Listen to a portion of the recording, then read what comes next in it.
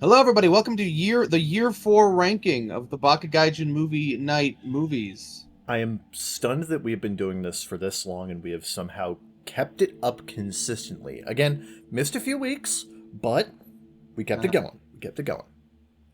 It's like Mr. Science always said: an object in motion won't fucking stop unless you stop it. Yeah, that's close enough. Yeah, I could But there's probably no correct. brakes on this train. I could probably correct a few things there, but it's close enough that I don't feel like it. There's no trains on this break, and we're gonna go all in on red. That's right, we're gambling now. Let's go. Let's go. Everything is Every cinema. week feels like a gamble. Everything feels like a gamble in Baka Gaijin movie night. We literally have a wheel. That's how we do these things. Yes. Again, the dichotomy of the wheel is quite the experience, and you are going to once again see this very clearly. This, in fact, I would argue year 4 might be the most all over the place in terms of quality. This is also the year where I think I hit a new record in not showing up. Yes, you didn't show up for a lot of these, which is going to be... I think like 13 by my count. But that's okay, because Kevin's here, and he's subjected to each and every one of them. Yeah, that's kind of the unfortunate part of being the guy who streams everything, is that I gotta watch all this garbage. It doesn't matter how good or bad it is. That being said, there are a few movies that I do want to rerun just so that you can fucking see them, because there are some really good ones. I'll believe it when I see it, and when I see it, I'll be somewhere else, probably. I really hope you aren't, because that would defeat the purpose of rerunning it at all. Exactly. You're getting it. And at learning. And at that point, I'm just gonna skip the week. Who needs data centers? We have Kevin. You're different. It's actually not against data centers. Sherrod Brown is against data centers. Everyone should vote for Sherrod Brown. That's the message of this video. Sure. That's right. There's still ads. Tiermaker still has ads. In fact, they have more ads than ever. Yeah. Although the side ones don't seem to be showing up right now. Yeah. Sometimes the ads break because Tiermaker is also cheap. Every hero needs a sidekick. Yeah, man. I'm going in for those fucking cheddar bites, fried cheddar bites. What you picking up at Mr. Heroes? I'm gonna grab them. The sub. Click here to order online. Here to order online. Why would I do that? Who's making a tier list? Who's making a tier list and being like, you know what? I'm so hungry. If only I knew what sandwich shop to order from online. Don't worry, I am here, Mr. Hero. Dun dun dun dun dun dun dun dun. That's my copyright-friendly Mr. Hero music. Yeah. I'm sure it'll clash horrendously with whatever fucking Avery Alexander track we have in the background. Yeah, horrifically. Yeah. Anyway, with that being said, ever since more people show up for movie night consistently, I don't feel the need to show up every fucking time, which is great for me, and so for the ranking video. It really does affect the ranking video, man, because I got to start doing more. it's like so much of this is only my opinion now. That's fine. I can make bits, and I can play therapist and just sit here and ask, but how does that make you feel? You can't just tell people what your characters are feeling. God, it makes me feel angry. First up, vampires suck. Vampires suck, and so does this movie. I'm gonna be honest. Like as far as like. So here's the thing, like as these go, this one has actual jokes in it, which I appreciate. Yeah, it has actual jokes, and it arguably has a little more focus because, like, the reason. So, like, as far as Seltzerberg parodies go, the biggest problem with them tends to be that they have no focus. They're literally just we're making fun of literally everything. So the fact that it had to focus on parodying one thing, in this case, Twilight. Twilight, yeah. helped give Ironically, the plot of Twilight really helped this movie have a through line. Yeah. Which is something like epic movie and disaster movie did not have. Yeah. Now, of course, it does lose a little bit of that ridiculous spontaneity that shit like disaster movie has, but like as a movie and as a structured comedy, it is a little better. Yeah. I would not go out of my way to watch this again, however. Not even with friends. Maybe with friends and a couple of beers, but Sure. yeah. It's alright. It's alright. It's better than the other fucking two. Yeah, I would watch it over Coonskin. Yeah, I'd say it's probably above Coonskin. I would put it like below Cats and Dogs 3, honest. No, wait, no. Yeah, that's about. Yeah, that's about right. No, I'd rather watch. I'd watch it over Cats and Dogs 3. Yeah, I agree. Yeah, no, Cats and Dogs 3. It is somehow funnier than Pause Unite. Yeah, yeah. Pause Unite is technically a quote unquote better movie, but it's also just more boring comparatively. Yeah. So like, this has the audaciousness of a Seltzerberg film. Yeah. They should get those guys to make Cats and Dogs 4. You know what? That might actually. I just want to see what that would look like.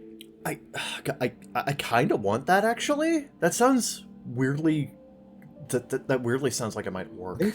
Are they even making movies anymore? I think they've been trying to get more movies off the ground, but like it's very rare that they do because nobody wants them, obviously. Yeah. Their legacy is of mid. Yeah. So not even mid. Like some of these movies are genuinely awful. Yeah. Like Disaster Movie is down in Ur. That says a lot. I'd love to be able to fly on the wall for their pitch meetings. Like, we would like to make bad parody films on purpose. Ooh. Please give us money. Okay, I'm going to give you $500,000. Whoa. Not even a full million, just for half of 1 it. gallon of gas. Bum bum bum bum. Event Horizon. I wasn't here for this one. What do you think about this? We're gonna be hearing that a lot today, people. Strap the fuck in. And by strap the fuck in, I mean have your butts firmly planted in the direct middle of the seat. You could be watching this on the bus. We don't know. Yeah. No, Event Horizon's solid. Please comment if you're watching this on a bus. And say, I'm on a bus. #BusGang. And I'd be like, cool beans. Yeah. No, yeah, this is the movie that Paul W.S. Anderson did after Mortal Kombat and before Resident Evil. And it kind of feels like it. No, it's solid. It's solid. It's fun. Yeah. The biggest issue with the movie is just that it's a little undercooked. It's a little underdeveloped. It has really good practical effects, and I think the concept of like this space station that ends up being a portal to hell is really fun. It's just Is this one Johnny Five was from? no, stop it. I'm not doing it on purpose. I'm just that's short circuit. That's not even close to the same type of movie. God, no. Oh. No, that's the Short Circuit, which we'll get to. Right. What am I thinking of? I have no idea. Anyway, I thought this was the movie that I always confuse with Disney's The Black Hole. Okay, this is the movie you confuse with Disney's The Black Hole, but you're also confusing The Black Hole with Short Circuit. But you're telling me neither of these films have Johnny Five-O in them? It's Johnny Five, and no. Oh. More like Johnny Five. No, sorry, I was thinking of Hawaii Five-O. Because we were talking about what's his face last night, the Johnny Gat guy. I think we have actually I think we have just reached a new level of movie conflation. You have conflated 4 films. How is that possible? Hawaii Five-O is a TV series. That's worse. You've conflated 3 movies in a show. What the fuck? Not a movie guy. I've been over this. There's not a movie guy, and then there's whatever the hell this is. Where does this go on the chart? I scroll up. what are the freaking ranks again? We got ourselves it's all right, dope ass time, and this is cinema. Okay. I would consider this to be probably, it's near the bottom of dope ass time, I think, because like I think I would consider it to be a better movie than. I would consider it to be Mortal Kombat is also here. Is it better or worse than Mortal Kombat? As a movie, it is better than Mortal Kombat. I will say that. I do not personally consider it better than Versus, however. So there we go.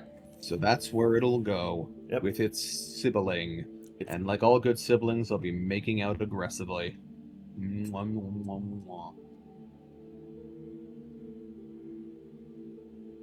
LaQuisha. Oh my god. Okay. This is a movie you can talk about. This movie is a lot.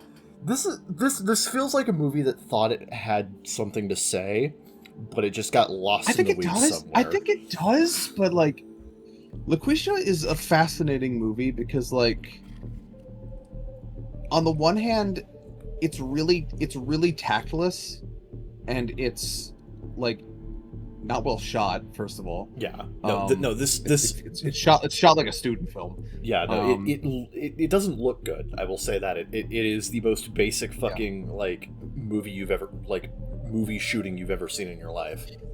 Yeah. The thing about LaQuisha though is that like you go in, you read the premise and you go into it and you think it's gonna be like dog shit and like hateful and like just really mean. But then, like, you actually watch it, and it's like, it really does want to say something, and it's really tactless about it. But like, it's almost like a why you booing me, I'm right situation, because I do think this movie's central theme of people often care more about the identity and position of the speaker than what they actually say, is really captivating, and it really speaks to a truism in modern society that people often care more about who is saying something than what they're saying, and like how something is packaged rather than the actual like quantitative like quality of their message. And I think that's a really valid thing for a film to explore. This is kind of a tasteless way to do it. Yeah, it is not. It's also very self-aware of that fact though. So like it's a movie I find hard to hate. It's hard to hate, but it's also one of those movies that I can't say is good, right? Like it's not it's like halfway there, and I think it has its heart in the right place, right? So yeah. It makes it really hard to quantify how I feel about it, because it's just it kind of feels like it's at war with itself in this respect. So God, I think this film, I think it has good intentions, but it kind of bulldozes its way through them in a way that's in like a very debate me on my podcast bro kind of way. What quite literally debate me on my podcast. Like that's literally the plot of the movie. Debate me on my radio show, which is a thing people still care about. Apparently. Look, it was pre-pandemic. There was plausible deniability. I suppose so. I guess. I suppose so. Back in the olden times of 2019, when people still cared about radio talk shows. Yeah, people were still commuting on their car. I don't know. Like maybe I don't know. Howard Stern still has a career, so like that's true. That's true. Yeah, you know, and he's kind of positioning himself as like a Howard Stern analog. So like yeah, it's like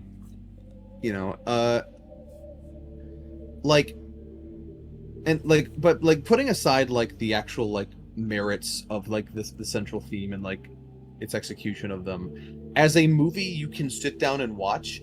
I think if you have the right friend group, this is a riot. Like, it's actually pretty funny.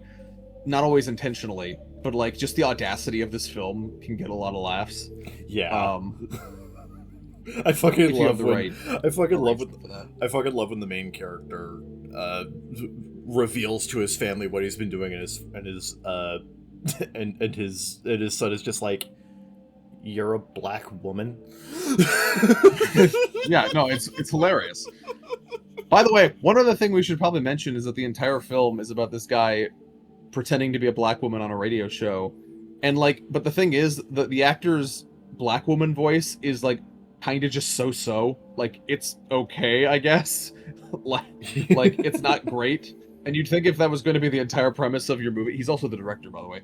So like, you think if that was going to be the entire premise of the movie, like you'd get someone with like at least a slightly more convincing voice, but his black woman voice is just kind of passable, Like, which I think is funny. the funny thing about his LaQuisha voice is that it constantly swaps between being halfway passable and literally just him doing an accent. It's all over the place throughout the entire movie. Yeah. It's so funny. I genuinely cannot hate a film that gave us come to LaQuisha moment. Yes, this yo come to LaQuisha moment. Come to LaQuisha moment. It is unreal how much we quote that. That's so funny. Yeah. Yeah. No, I can't hate. I can't hate this movie. Yeah, I think it's all right, and it's genuinely better than a lot of the stuff in All Right, honestly. Yeah. Like fucking, I put it up. Like, I had more fun with this than Home Alone 5, honestly. Yeah. I can agree there. It's not quite as good as Friday the 13th, the final chapter. I think that one's a little more of a better put together movie. No, and as much, yeah. Honestly, as much as it pains me to admit it, The Happening is a better put together movie. It is, and The Happening is also like the Happening is like slightly more competent in ways that are a little funnier than LaQuisha in a lot of ways. So yeah. Yeah. So like that's where LaQuisha shall stay. Yep. Friday the 13th Part 5.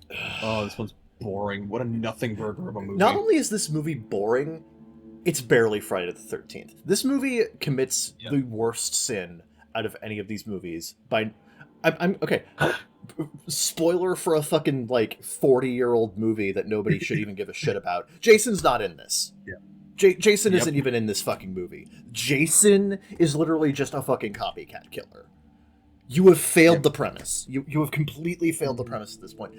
My problem with this movie is that it tries to do that thing of like, oh, Jason isn't a person. Jason is like whoever wears the mask. It's like a mantle. No, fuck off. Fuck all the fucking way off. No, it's amazing this film predicted anyone can wear the mask.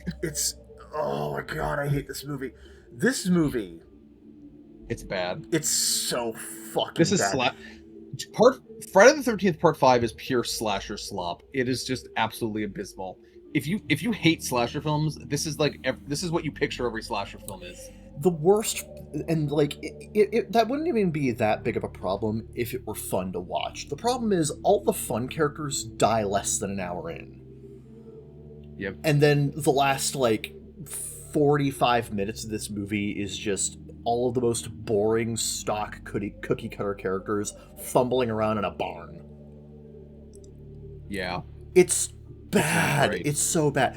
Fucking the fucking like offensive caricature of a southern mom said it best. You big dildo, eat your fucking slop. Erg. Yeah. Because it doesn't contain 45 minutes of pure auditory agony, I'd probably watch it over Texas Chainsaw, but Texas Chainsaw's a better movie. Yeah, this is like top of Erg. I'll put it on top of Erg. Yeah. I think... Please move. Yeah, disaster movie is... Oh my god. Honestly, I'd watch disaster movie over it. I would, yeah. No, yeah. No, this... Oh, god. Yeah. This is the worst of Friday the 13th that we've seen thus far. It is heinous. It's like...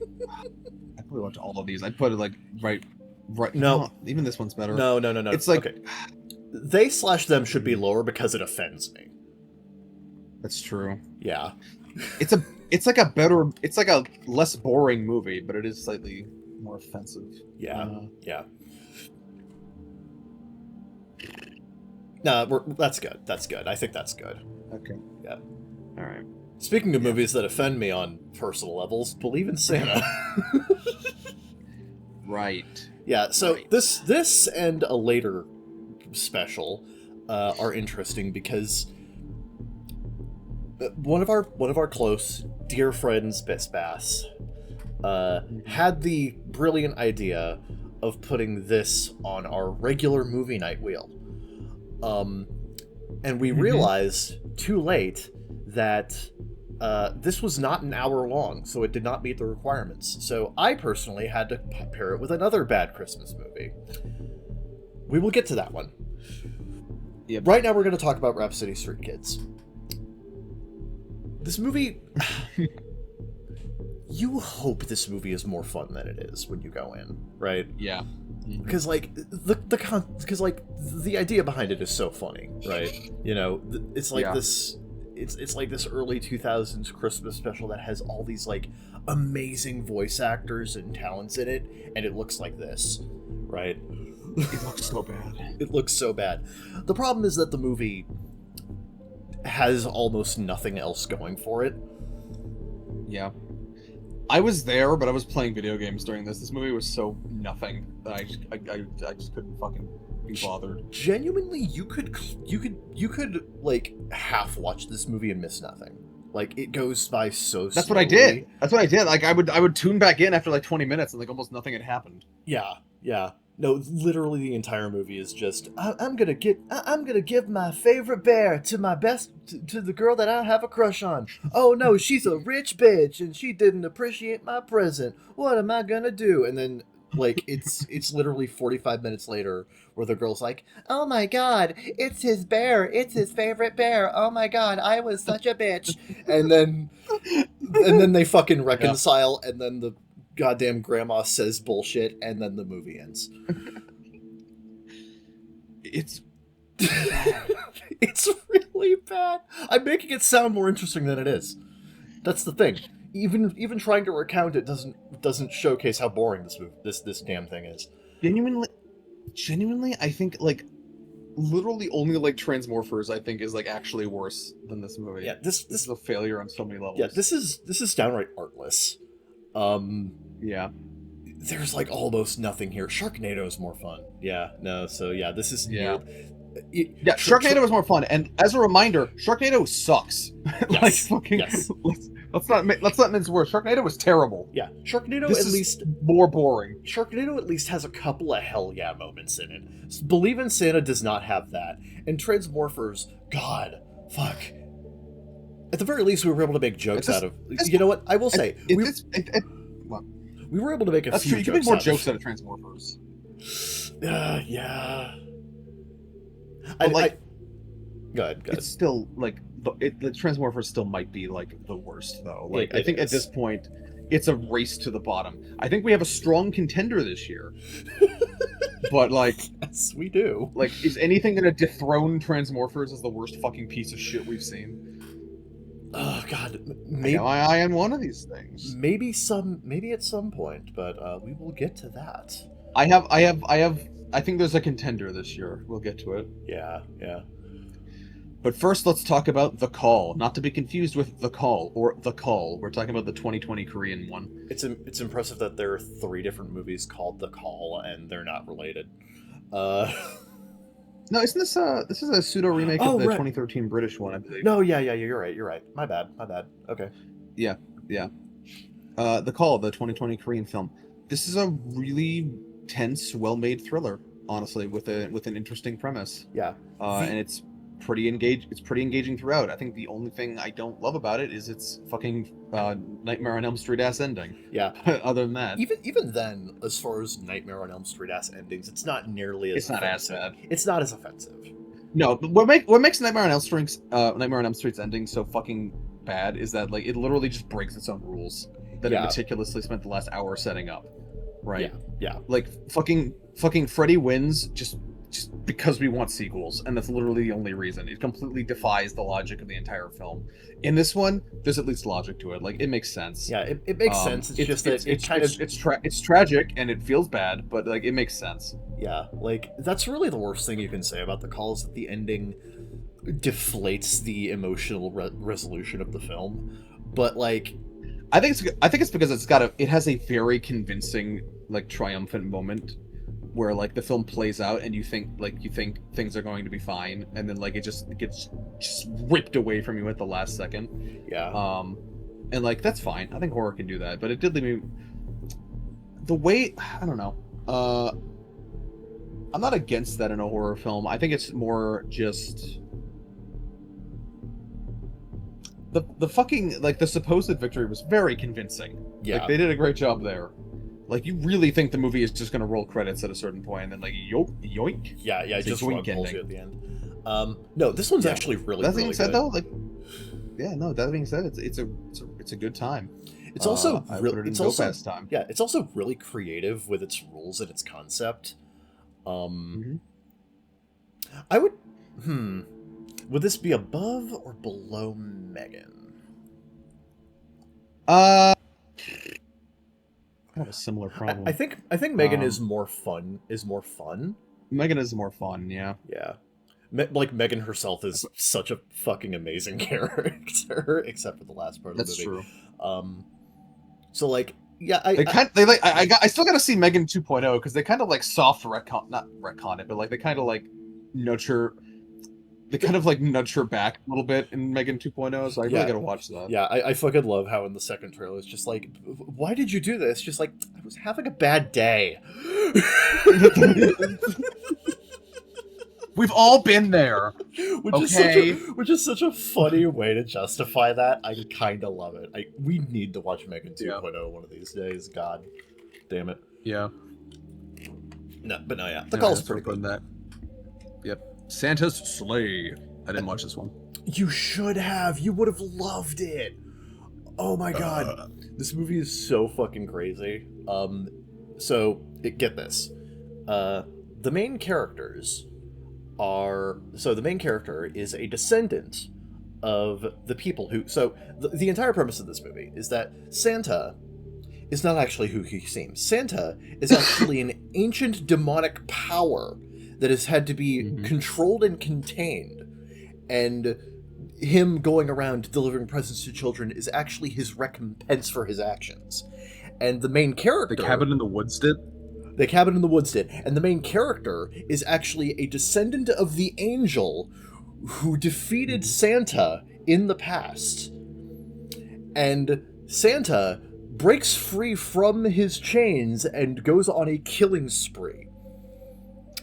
And the main character, using the ancient powers of his bloodline, has to find a way to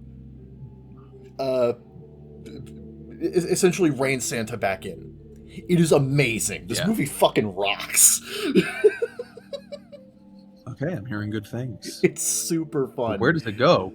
On the ranking? It's a dope-ass time. It is a dope-ass time. All right. Far as these kinds of movies go, I think it is better made than... So, like, artistically, I think it's, like, in the bottom half here. Yeah. I would probably put it... Let's see, what movie did I... You know what? I'd put it, like, slightly above Small Soldiers and right behind Euro Trip. Honestly, it's a really good time. I don't think it's like super well made, but it is just so fun. The concept is so crazy. Better than Small Soldiers. Better than Gremlins.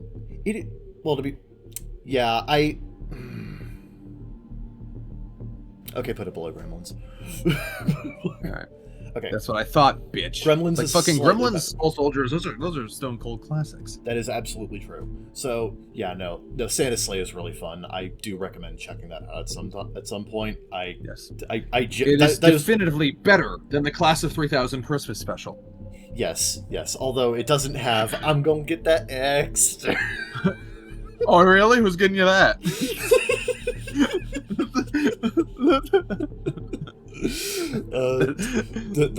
Don't get the extra. Yes, Santa's Sleigh and the Class of 3000 Christmas special. Two different sides of Santa being a dick. Amazing double feature. Yep. Friday the 13th Part 6. This one is way better. This is one of the best Friday the 13th movies, in fact. I really like this one, actually. No, this is fun. This is like the best one since the original. Yeah. It's really well paced. Like, this movie goes from moment one, and it just kind of keeps up a really good pace throughout the entire movie. That's one big thing about it. Two, as far as Friday the 13th movies goes, it is one of the least censored. of the movies. Like, this movie is actually allowed to be pretty brutal, which is not Indeed. necessarily the case for all of these. Because, like, something you'll find is that if you look up Friday the 13th death count on YouTube, there are a lot of these movies that have their deaths cut down to meet an R rating because the MPAA used to be a bunch of pussies. Yep. This is thankfully one of those movies that does not have that problem. A lot of the cuts are really just, lingering on dead bodies and shit. Yeah. Like, the actual kills here are very fun. And also, it does shit with Jason as a concept. And it's really cool. No, this movie's great. It's super fun. It's super creative. It's very well paced. It's pretty dope. I don't think it's a dope ass time, but it is pretty good. Yeah. I'd put it probably slightly above the original. Like, I kind of like it more than the original a little bit personally. I think the original is better. I think the original is better as like a tension piece. Yeah. But Part 6 is just fun. It's just super fun. Yeah, Part 6 is what you wish all these movies were like. Yes. No, absolutely. Like, it's like the platonic ideal of Friday the 13th. Yep. Krampus is another fun one. Yeah. We had a really good run for December movies last year, actually. Really good run for December movies last year. Not always the case. No, as far as this is good telling of Krampus story. No, yeah, this does a really good job of modernizing the Krampus myth, and I really love the sense of it has a really good sense of tension, but also has shot. Yep, very well shot. Fantastic practical effects. The practical effects in this movie are fantastic.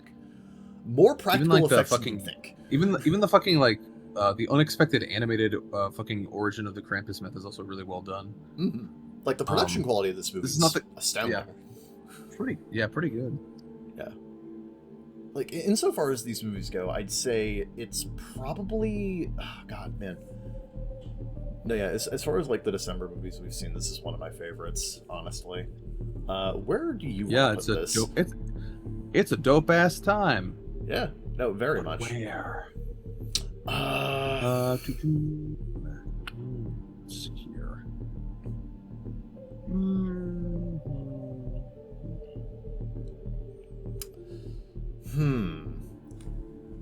Part of the problem is that we have this huge block of comedy films in the middle that makes it really hard to, like... everything from, like, The Longest Yard to, like, fucking... Actually, no, like, Harold and Kumar all the way to Sex Drive is just, like, right there. So, fucking... I would say... I like it more than the... It's getting tough. It's getting tough on the chart. I'd say it's slightly better. It gets to a point where it's like, do I like it more than Black Fox? I don't know. They're very different movies. Yeah, I'd say I had I'd say I had a slightly better time with Black Fox, but like I cannot in good conscience put it above Little Witch Academia or Premiere. Yeah. Yeah. Do I like it better or worse than the audition? The audition is more raw. Yeah. I guess, but like it's also slower and not quite as. I think I'll put it slightly above the audition. Yeah, it's more consistent. Sorry, Takeshi Mike, you've been outdone. Yeah, it's slightly more. Shut up. It's slightly more consistently engaging than audition. So yeah, I'd say that's fair. I'd say that's fair. Tighter paced. Popstar, never stop, never stopping. This has been on the fucking wheel love for so Popstar. fucking long. No, this movie's great. It's so funny. Never doubt the Lonely Island guys. You know, the people have like I don't know, man. Like I'm just saying when the new Naked Gun movie was announced and they said Akiva Schaffer was helming it, I'm like, yeah, sign me the fuck up. But a lot of Yeah, people, no, but a lot of people were definitely.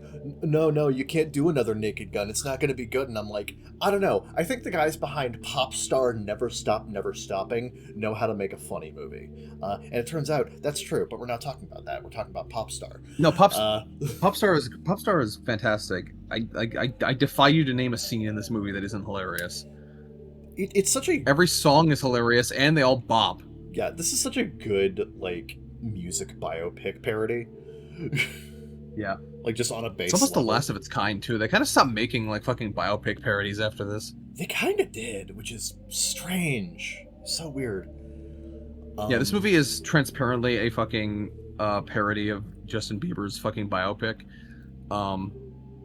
Well, I think part of this, I can't say they don't do biopics anymore because they definitely do. Like every year, at least has like the big biopic of that year. Yeah, So, we've had Michael, we've had Bohemian Rhapsody, we've had Better Man, which of the Weird Al. which is another parody biopic, which we gotta put Well, to that be on fair, the wheel. that one doesn't feel, that one feels like it doesn't count though because it's literally by the person that it's fucking doing it by. yeah. But yeah, we gotta watch that one. Yeah. Anyway, Popstar is fucking cinema. I love Popstar. Yeah, no, this is like a fantastic comedy. Yeah. I would put it. I like it more than Planes, Trains, and Automobiles. I can agree there. I think Planes, Trains, and Automobiles has like prestige. The joke is I wasn't there for that one. Yeah. Well, Planes, Trains, and Automobiles has more prestige. I just said that hoping you'd agree with me. I kind of do, because like Yeah, Planes, yeah. Trains, and Automobiles is really fun. It has flashes of being the funniest thing you've ever seen. Whereas Popstar is just more consistently funny throughout. That's true. Yeah, and also Planes, Trains, and Automobiles. I will say it does have the benefit of being a John Hughes film, but True. again, Popstar more fun. Yeah. Stop stopping. Never stop, never stopping. Okay, pause Don't for a stop. second. Pause for a second. Okay. Welcome back to the Baka Gaijin Year 4 movie ranking, sponsored by Adobe Creative Cloud Pro. Adobe, fuck you. And the ads are in Spanish because they just go by my zip code. Un gran trabajo, Yes. whatever the fuck. Anyway, And it's gone. House of the Dragon. House of the Dragon. House of the Dragon. Every time it trends on Twitter, I think people are talking about High School of the Dead for some reason. For some reason, at which point I'm like, why are you talking about High School of the Dead? That's been over for years, and the manga creator died. Yeah. Rest in So peace. that's a weird thing to be trending, and then I'm like, oh, it's House of the Dragon. Yeah, HOTD gets something very different in my head. We are weebs. Anyway, next up, whatever this, I wasn't here for this one. What is this? Heavy Metal. This is a Cool. this is a anthology animated adult anthology animated movie from the 1980s. Wow. Uh, AAA. Yeah, this was recommended by Cyber Soldier for last year's Animation August. So, which is funny because we're watching Heavy Metal 2000 this year, which that's going to be interesting. To Not see me how that though. holds up. I won't get the context. There is no context. I'm going to be honest. These, I won't get the these context. Are not. These are not. I won't connected. understand the plot. What plot? It's an anthology. It's all fucking. Trust me, you don't need to have seen the original. No. Heavy Metal is it's a solid little like anthology thing. You don't seem super jazzed. It's good. I just think it kind of runs into these problem of a lot of anthologies where it's like anthologies have one of two problems, right? Now there is another anthology movie I'm going to talk about here later that does not run into this problem nearly as badly, but it does have this problem where it's like either there's one short that is obviously better than the others, or all the shorts are just kind of in the same level of pretty good, of okay, just decent. Yeah. This is kind of the latter. Now, as far as that goes, it's more artistically creative than a lot of them. The styles can vary wildly from short to short. But like creatively and stylistically, it's solid. I think it's at the very least top of Saw Right. Are you sure? There's some intense competition there. It can't possibly be better than our man Gooby. I do think it's better than our man Gooby. I also think it's slightly I better think than... it's not better than Gooby. I think it's... Gooby clears. I think it's slightly better than Cheaper by the Dozen as well. I don't... I think... I'm gonna put it between 9 and Cheaper by the Dozen. You are a blasphemous heathen, and may Gooby have mercy on your soul. Gooby can do whatever the fuck he wants. I have no control over Gooby. Gooby is to a your free rectum. spirit. Cube 2, hypercube, more cube per cube. This Missed opportunity to call it cube squared. This is such a weird fucking movie in between the first and third film, but we'll get to that. Mm-hmm. Yep. I will say this movie is interesting because it takes the concept of the cube and just goes in a completely different direction. What's really funny about Cube 2 and Cube 0 is that they take the original premise of the original cube and they go in very different directions. It's almost like divergent evolution. It's very interesting. Yeah. Cube 2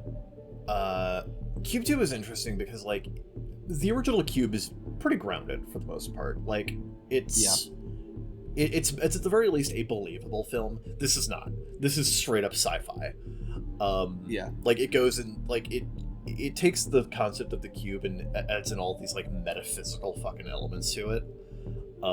Like, the cube can, like, alter space-time and shit now, which is so weird. Yeah, no, it's fun to watch, although it feels like a series of set pieces rather than like a coherent through line. Like, it does have a coherent plot and through line, but like the actual shenanigans the cube itself gets up to don't feel super related to that. Yeah. Like one of the things that the original did so well is that, like, the cube feels like a puzzle to be solved. And it feels like, theoretically, if they work together and if they, like, had their heads on straight or whatever, the cube could be beaten. And that's the horror of the original cube that the sequels don't quite grasp, is that what made the first cube work is not that it's a scary death trap that kills you. It's that it's a test that you can fail by being too human. Yeah. And I think that's something that makes the original so great, and the sequels do not quite grasp that. Cube 2 in particular goes for the angle of the cube, this new cube, the hypercube, is just a fucking space-time anomaly that you are trapped within and can do nothing. Like, there was never any actually escaping this cube. The only person to escape the hypercube is the one person who willingly subjected themselves in it to retrieve something, and then she gets shot in the head afterward anyway. Yeah, that's another thing. Like, that's another thing. The ending of this movie is unnecessarily bleak. A bit, yes. It also, both Cube 2 and Cube 0 go out of their way to try to... They don't super explain the origins of the original cube, but they do give a more plausible explanation for where cubes come from, I suppose. And they both go in very different directions with it. Yeah. Cube 2 goes with the idea that it's a hypercube at any rate. Because of the military contract guy who dies at the start, we know that the original cube still happened in this universe. Yeah. But the circumstances behind it are kept vague, which is probably the better call, honestly. But this hypercube is specifically the result of an experimentation on, like, alien geomites by a mega corporation, right? And that's kind of the whole explanation we get at the end. And the film is kind of about unraveling that conspiracy. But yeah, the corporation just kind of it's just a routine. It's kind of just a routine experiment. They get their data and they kill the woman who went in, and then that's just kind of it, right? Yeah. Never to be followed up on. And, like, it's fine. Like, to be honest, like, the difference between this and something like The Call is that I didn't care enough about Hypercube's characters to really be that upset that, like, it's a bleak ending. Yeah. Right? So yeah, the characters in this are serviceable. Also, another big knock against Cube 2 Hypercube compared to the original. The original movie has such fantastic visual effects and artistry to it. Yeah. Cube 2 looks like shit. It looks fine by the standards of a low-budget sci-fi film released in 2002. Yeah. If you think about what a low-budget sci-fi film released in 2002 probably looks like, it looks a bit like that. Yeah. I have a hard time saying it's a bad looking. Like it looks like a low-budget sci-fi movie from 2002. Yeah, it is like it is creative at the very least. I will say that. Like, yeah, it's just the actual quality of the visual effects shots tends to vary wildly from part to part. Yeah, I just have a hard time hating it because like it's 2002. Everything looks like shit. Yeah, true. Like fucking, I guess. You know, yeah, it's not bad. It's a fun enough time, especially if you got some fellow cube heads with you. But like it doesn't hold a candle to the first one. Yeah. I would put it in Sol Right, and I'd put it above Heavy Metal. Fuck you. Damn. Really? Better than Gooby? I'm kidding. Oh, fucking, Gooby would survive the hypercube. That's all I'm saying. Do we really like this more than Friday the 13th Part 6?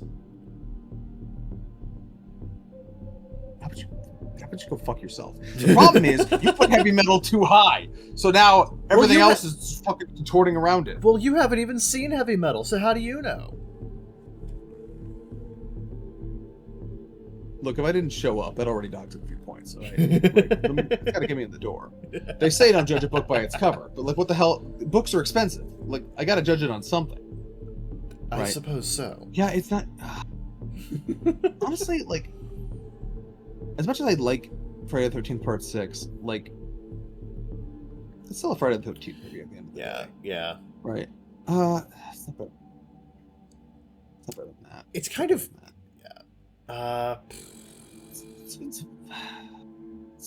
It's slightly worse than FNAF. I'd put it about there. Yeah, I consider it slightly better than Penguin Highway. Oh damn, we got Oculus though. It's like Oculus. Oculus is a better movie that kind of pissed me off more at the end. Yeah, that's the problem, right? Like, Oculus just kind of leaves you with a bad taste in your mouth at the end, right? So yeah. I think the real secret to doing a bleak horror ending is I can't give too much of a shit about the characters, right? Yeah. Which is a weird paradox, but whatever. Yeah. Anyway, let's stop thinking about that before we convince ourselves of weird things again. Yeah. Frozen. Not that one. No. Yeah. Although in this case, there were multiple times where they probably should have let it go. It being the frozen metal bar that was making their hands stick to it. Yeah. Frozen is about 3 people who get stuck on a ski lift. Yep. And then the park shuts down for the weekend, and that's the movie. Yep. And there are wolves. There are wolves and bad decisions. Bad decisions were made. This is one of the most you've done everything wrong that you could have possibly done in this situation movies, but it's kind of hilarious in that way. Yeah. It's good. It's good. I think for most of its runtime, it's appropriately. I mean, I don't know what I'd do if this happened to me. I don't want that. It has that good like environmental horror of like, oh God, what if I were in this situation? Yeah. Things you think about sometimes.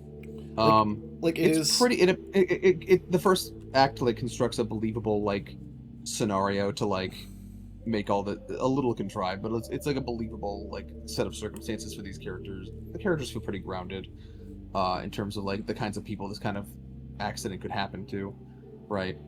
I think the part where this movie loses me is in its third act, where like it commits something really annoying in like mediocre horror films, where like the smartest character just eats shit for no reason. Yeah. And the fucking dumbass bit. This has one of the worst final girls of any horror movie I've ever seen. Yes, she is the final girl of this fucking spoilers for Frozen, whatever the fuck. Yeah. She literally gets the other 2 killed. Yes. She is literally the reason they're in this situation in the first place, and she is literally the person who gets them killed. Yeah, and like nothing is really done with nothing. It's not even like a fucking remorse or guilt. Like literally nothing is done with that. Yeah, it's like she is just she kind of is just an undeserving final girl, and it makes the movie feel worse at the end. Yeah. Like, it's kind of funny how the movie contorts itself to make sure she's the one who survives, but it doesn't mean that I like that it happened, right? So it genuinely feels like the expectation was just that we would be we the audience would be happy because I don't know, women and children first, I guess. But on a character level, it doesn't really work. This is a film about average intelligence man, dumbass man, and the dumbest girl alive, and somehow the last one is the one who survives. And it's not a very satisfying conclusion. Yeah, like, it's subversive, I guess, but it's subversive in the same way where it doesn't do anything with it, though. Yeah, like, it's subversive in the way that, like, I'm going to give you a present, but instead I'm going to pull out a shotgun and shoot you in the face. Fucking... Right. Didn't see that coming. Didn't see that coming, and it's not satisfying either. Yeah, so, up until then, it's a pretty good movie, but, the ending leaves kind of a bad taste in your mouth. Yeah, it's... that being said, it's alright, and I'd say it's better than heavy metal. Fuck you. You cannot keep doing this as a bit, man. Come on. Let's be real. Come on. It's not that much... It's not that much better than Oculus. Come on. Yeah... Good point. They're kind of similar in how they left me feeling at the end. Oculus? I will say Oculus is better shot. It's a better looking movie, and it has a more interesting hook to it. So yeah. Yeah. I'll put it right there. Yeah, I agree. Yep. Gamer 2009, starring Gerard Butler. God, this movie squanders its potential. Yeah, you read the synopsis and you think it's going to be interesting. What this movie actually is if you watched Call of Duty clip reels on acid for 2 hours. That's the movie. Yeah. Here's the thing. This is you hear the premise of man is of the main character being this avatar for gamers in a death game, and the movie is directed by the guy who did the Crank films. That sounds awesome. That sounds amazing. Yeah. It is not awesome. It is actually rather boring. It's boring. This is the worst Michael Bay movie to not be directed by Michael Bay. It really is, yeah. It's got a couple of fun moments. There's literally a point where when the actual commentary and plot is happening, it's fine. But so much of the runtime is just fucking chases and explosions and fucking shaky cam, and it's just not great. The action isn't fun. The characters aren't interesting. I think the movie is honestly rather confusing to pay attention to as well. I don't think it communicates its ideas very well at all. It's also a coveted entry in the phone bad genre. Yeah, it has massive phone bad energy. Which is just a message I can't get behind, man. I'm sorry, this fucking tech bad. I'm a Gamer 2009 starring Gerard Butler. They're insulting me. Yeah. No, this movie has There's a Gerard Butler inside all of us. No, this movie has the feeling of a 45-year-old Facebook guy being them damn kids on them dirty phones playing them Xboxes and back in my day. So here's what you do. You look at that one that one fucking meme comic of the kid with the fucking Brachiosaurus neck staring at his phone. Yeah. Look at that for 2 hours and play an explosion playlist on YouTube in one ear. A fucking pro MLG Call of Duty fucking montage on loop for 2 hours, and that's the movie. Yeah. Congratulations. Yeah, congratulations. You have simulated the experience of watching Gamer 2009 starring Gerard Butler. This is an erg. Yeah. This is honestly Disaster movie's more entertaining than this. Disaster. Honestly, Maximo. Actually, I put it right above Part 5. It's slightly more. I agree. Yeah. It's slightly more intrigue catching than Friday the 13th Part 5, but that's a pretty shitty place to be. Yeah. And Santa Claus Conquers the Martians is perfect heckling. It's a perfect heckling movie, right? So. Yeah. I really don't like that. I really don't like that movie, but it has some value. Yeah. I kind of like Maximum Overdrive more than that movie. Yeah. Just put it that below bastard. There we go. Yeah. Okay, we're good. There's a lot of shuffling around happening in the Urg this time. Yeah. Shaking up the ranks. Yeah, because like the thing is, we've had time to let a lot of these movies settle, so we're like, hang on a second. Yeah. Hold up. Now, that being said, Rango, the only one of these that I missed that I'm actually upset that I missed. I keep wanting to see this movie. I've been trying to see this fucking movie for since it came out. it's really good. It is a really good modern take on a. It is a really fun modern take on like a Western with very fascinating the filmmaking on this movie is really good. I've rented this from the library twice and just didn't get around to it. Which is incredible. This one of those. This absolutely feels like a movie you would have watched 10 times as a kid, right? So, no, because it came out in 2011. I would have been 17. Right. No, this movie's great. This movie's really fun. I believe you. I believe you. In fact, I believe it may be better than Gooby. It is better than Gooby. I do agree. No, the filmmaking of this movie is fantastic. I think it has just amazing creativity in how it represents its world. Because the entire movie is based in this yep, a village made up of animals and whatever the fuck. So yeah. Somebody put this on an actual streaming service so my lazy ass can finally watch this. Yeah, no, this is a really fun, really creative take on a Western. I love the character. I love the character of Rango in this too. He's got that. He's a really fun modern take on the old Clint Eastwood Man with No Name. Yeah. With a little bit of self-aware comedy to go along with it. And the movie, I'm not going to spoil it, but this movie actually has a really good I can't say environmental, but more so social message that I'm not going to spoil. Interesting. That I actually think is still rather poignant. It's great. I would put this in. I think. Is it cinema? I think it is a well-made enough movie to go in cinema. Yes.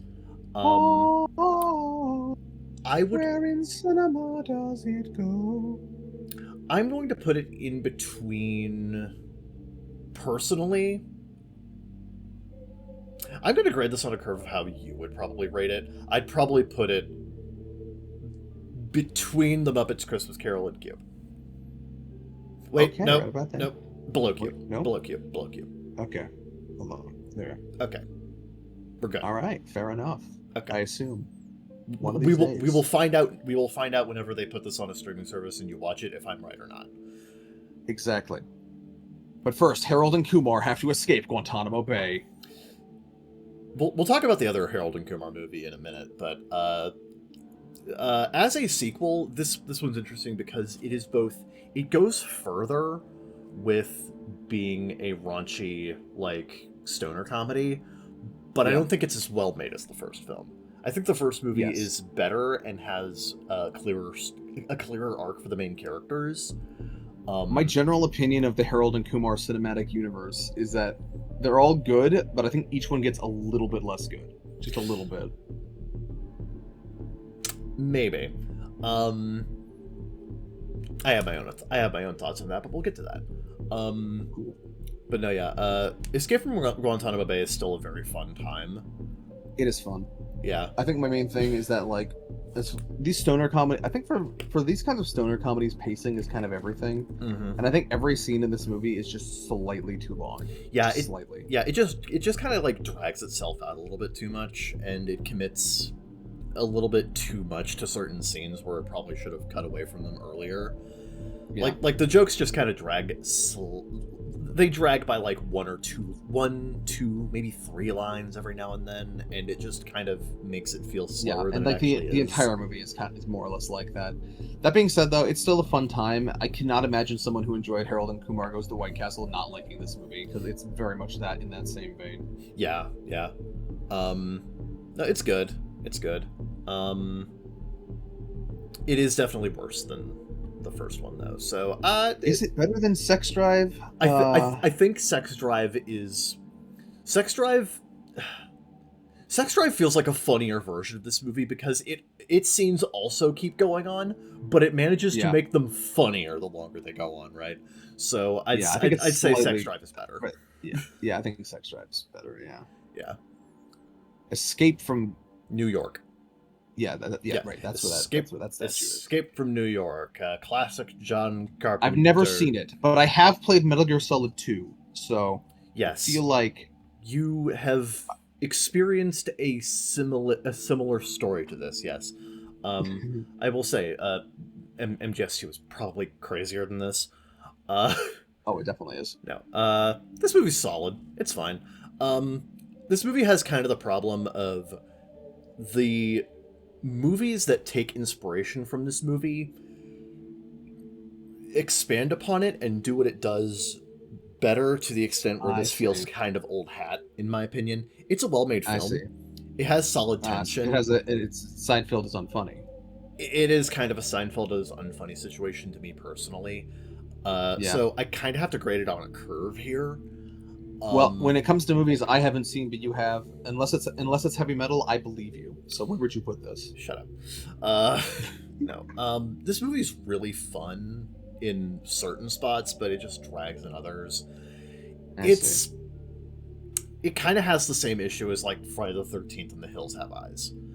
I see. So it's kind of in that block. I'd say I like it ever so slightly more than The Hills Have Eyes, but not as much as the original Friday the 13th. It's kind of in that ballpark. That feels right. Right. It's fine. Kiss Kiss Bang Bang. I did not see this one. I don't think it's quite your speed of movie, but I really enjoyed it. All right. It's a very creative, like, you know, race against the clock kind of movie. I think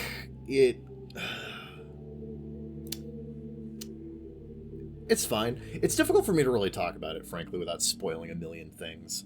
But all right. Then give an opinion and move on. Yeah, no, it's good. It's solid. I'm gonna put this. It's all right. Yeah, no, yeah. Putting it. Gosh. Put it between Frozen and Town. You mean The Town? Yeah. Congratulations, you're going into the mic block. Yeah. Yep. It is a mic block. Oh, zombie. Those bastards lied to me. Yeah. This movie commits quite possibly the worst sin out of anything you could have possibly done. It doesn't even commit to its own premise. The titular... No. The zombie Osama bin Laden is barely fucking in this movie. The titular...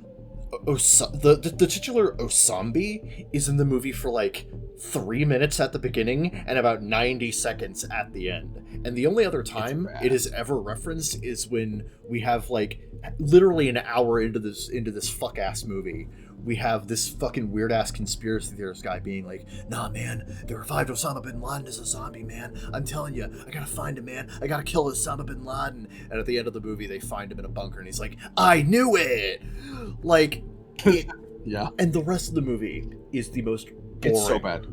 It's so boring and bland and fucking stock. I am convinced ChatGPT could write a better script than this. Here's the thing. Here's the thing. This movie looks bad. But it doesn't look bad in any funny kind of way. It is just a poorly shot action movie. It is a poorly shot action movie with like just badly done action, unconvincing choreography and staging, and the movie just looked like, even the color grading is just ugly, and not in like an intentionally bad kind of way. It's just bad. It's also not a very good heckle movie. Like, it doesn't give you a whole lot to work with if you want to riff on it. I was scrolling on my fucking phone throughout half this movie. I couldn't... it was hard to come up with any jokes. And you know what? That may be the worst... That may make this, I kid you not, the worst movie we've seen on movie night. Because here's the thing. I am tempted to agree. Because here's the thing. Transmorphers, it's also bad. It's also really poorly done. but it's bad in certain ways. Even taking away the fuck ass subtitles we watched it with, it's bad in certain ways that make it more funny and more easy to heckle than Osambi. Osambi gives you nothing. Yeah, this is a very nothing movie. Congratulations, Transmorphers. You're not bringing up the rear no more. Yep, no. Osambi is terrible. This is the worst movie. Every now and again, I find out about a movie that sounds so audaciously stupid that I'm like, we have to watch this. It could be fun. This is not fun. Do not watch this. No, I know we're funny YouTubers, and you're gonna say, oh, the funny YouTubers hate the bad movie. It's gotta be fun. No, it's not. It is so bad. You will waste however fucking long this movie is. Too long. You will waste however many seconds of your precious life on this earth watching this movie if you choose to watch this movie. I need you people to scroll up for a second. Scroll up and let's look at the list right now. We're literally telling you Loquisha is better. Gooby is better.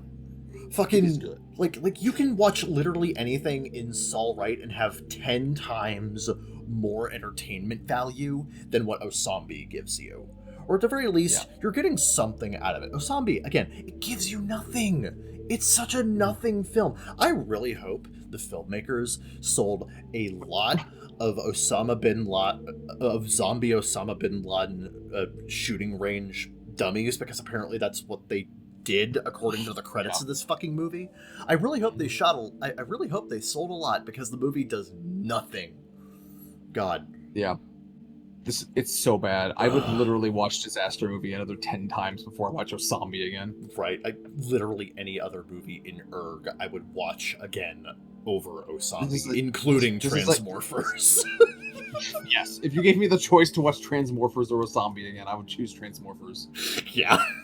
Every time. This is a purgatory of a movie. Oh, God. It was bad. It was super fucking bad.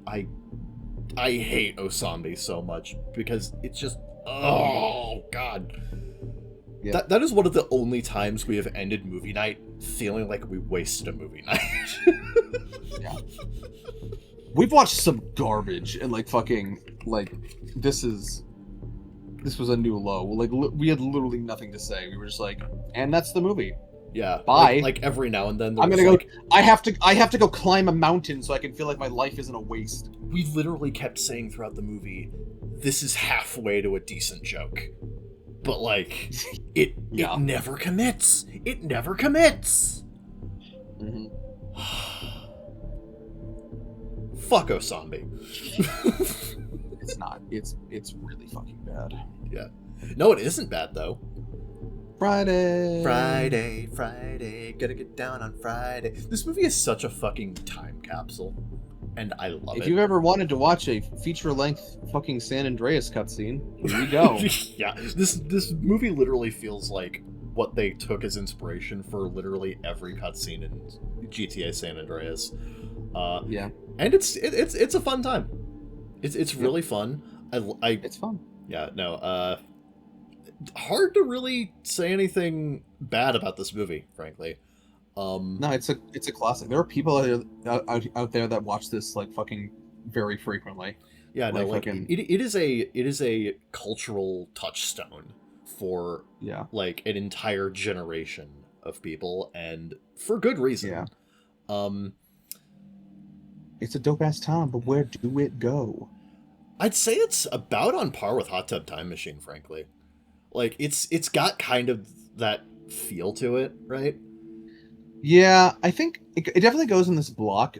I think my thing with Friday is that it's a bit slower paced than something like Hot Tub Time Machine or Superhero Movie. Yeah. I'd say it's a better film than Freddy Got Fingered. But yeah, I think people would actually lynch us if we put it yeah. To put it below Freddy Got Fingered. Yeah, so we'll put it about there. It is a dope ass time. So yeah. Don't worry, yes. Friday, you're in good company. You're in very good company here. Yep. It's kind of like Girl and Milk Cow. This movie's dumb. This movie's fucking dumb. My favorite piece of trivia about this movie is that if you go to the Wikipedia page for the satellite that Satellite Girl is based off of, it's literally the fucking CG shot from the opening of this movie, and they don't even bother to credit it. They just say an artist's rendering. An artist's rendering of the satellite, and it's so funny. It's the same picture. It's literally the same fucking picture. Yep. Mm-hmm. This movie is to Korean animation what the best way I can describe this is that this movie is to Korean animation what webtoons are to Korean comics. It's got that kind of fuck it, we ball energy where they're just kind of throwing whatever at the wall to see what will stick. Yeah, this is a very kitchen sink movie. Yeah, it is entertaining. The dub is also interesting. It is. It feels like a parody of an anime dub, but it's taken completely seriously. Yeah. We recommend it. It adds to the charm. Like you know that video where it's like they take that scene from Breaking Bad, but they do it like an English dub. This is literally what that sounds like. It's very close, yeah. Yeah, it's got the same energy. Oh my god. This is a fun watch with friends just because this movie just goes places you would not expect it to go, which is crazy given how nonsensical the title sounds. Yeah. Like you'd think that, like, despite the crazy concept, it would be more or less a fairly standard romantic, rom-com film. No, it's really not. It kind of is. It kind of is, but it also kind of isn't. It's got a standard like kids film like structure to it, but like it's the devil's in the details. Like, yeah. It's just really weird, and like not necessarily in like a fun way, but more in like an Axe Cop sort of way, where like it feels like a 5-year-old just kind of just shouting things out loud, and they're like, got it, that's genius. Yeah. That's going in. There's a sentient toilet paper roll in this movie. I forgot about this. Yeah, how do you forget it? Yeah, fucking, it's a major character, the sentient toilet paper roll. The sentient toilet paper roll, who is like a demigod, I think. Something of that nature, who is like the person who actually gives the satellite girl her life or what. I don't fucking. It's a weird movie. No. Oh my god, where do you want to put this? The cow. He literally has. The guy has to spend large chunks of this movie in a human suit of himself because he's still a cow. Yeah, and the human suit like deteriorates in the rain or whatever. So yeah, yeah. It's weird and kind of fun, but also it's like it. It is just below competent. Yeah, it sounds better than it is, which is crazy because it doesn't sound great. But like, it's like enjoyably dumb if you have the right friend group. Yeah. It's all right. I would put it. Is it better or worse than Home Alone 4? 45. Yeah, 5. Yeah, Home Alone 5. Yeah. Yeah, I think it's better than Home Alone 5. I think it's better than LaQuisha. Yeah. Yeah, I'd put it between that. I put it like between The Happening and Agent Cody Banks' Destination London. Yeah, it's got that energy. Yeah, I think Agent Cody Banks 2 has a little bit more going for it consistently, but yeah. Agent Cody Banks 2 is a weird threshold point. It is, yeah. It's like the gatekeeper of the lower half of Soul Right. It is. Yeah, anyway, yeah, it goes there. Sinners, oh my god, dude. This is another one. This is another one you gotta fucking see. You missed it. This movie is, so, get this. It is like a 1920s gothic horror movie set in the deep south. Okay. Where the main characters are like, the main characters are black people. And the villain is the zombie Ku Klux Klan.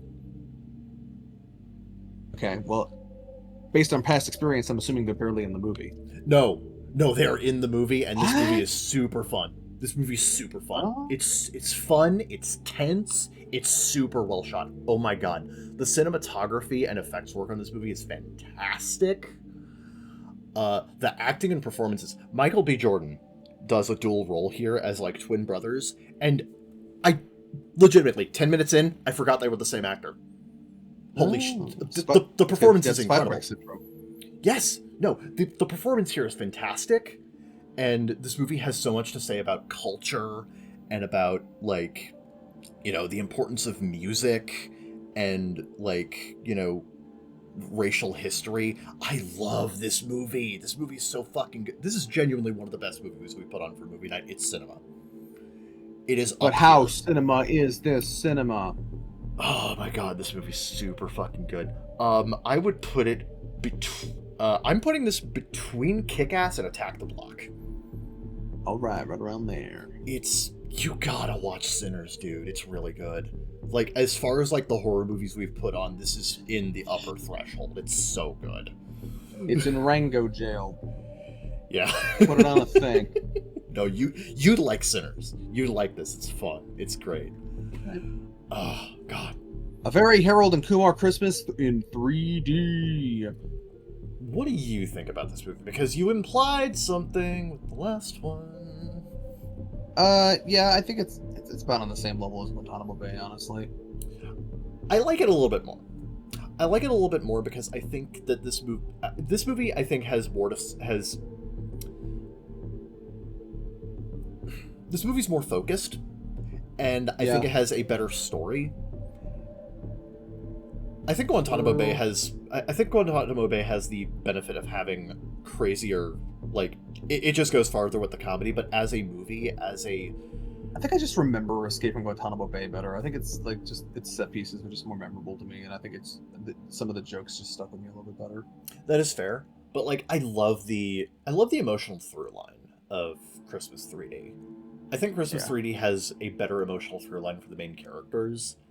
Yeah, because definitely.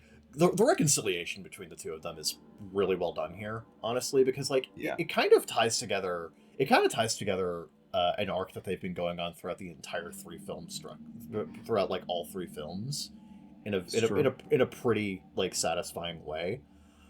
And also Neil Patrick Harris is back somehow. I'm not going to spoil how he's back.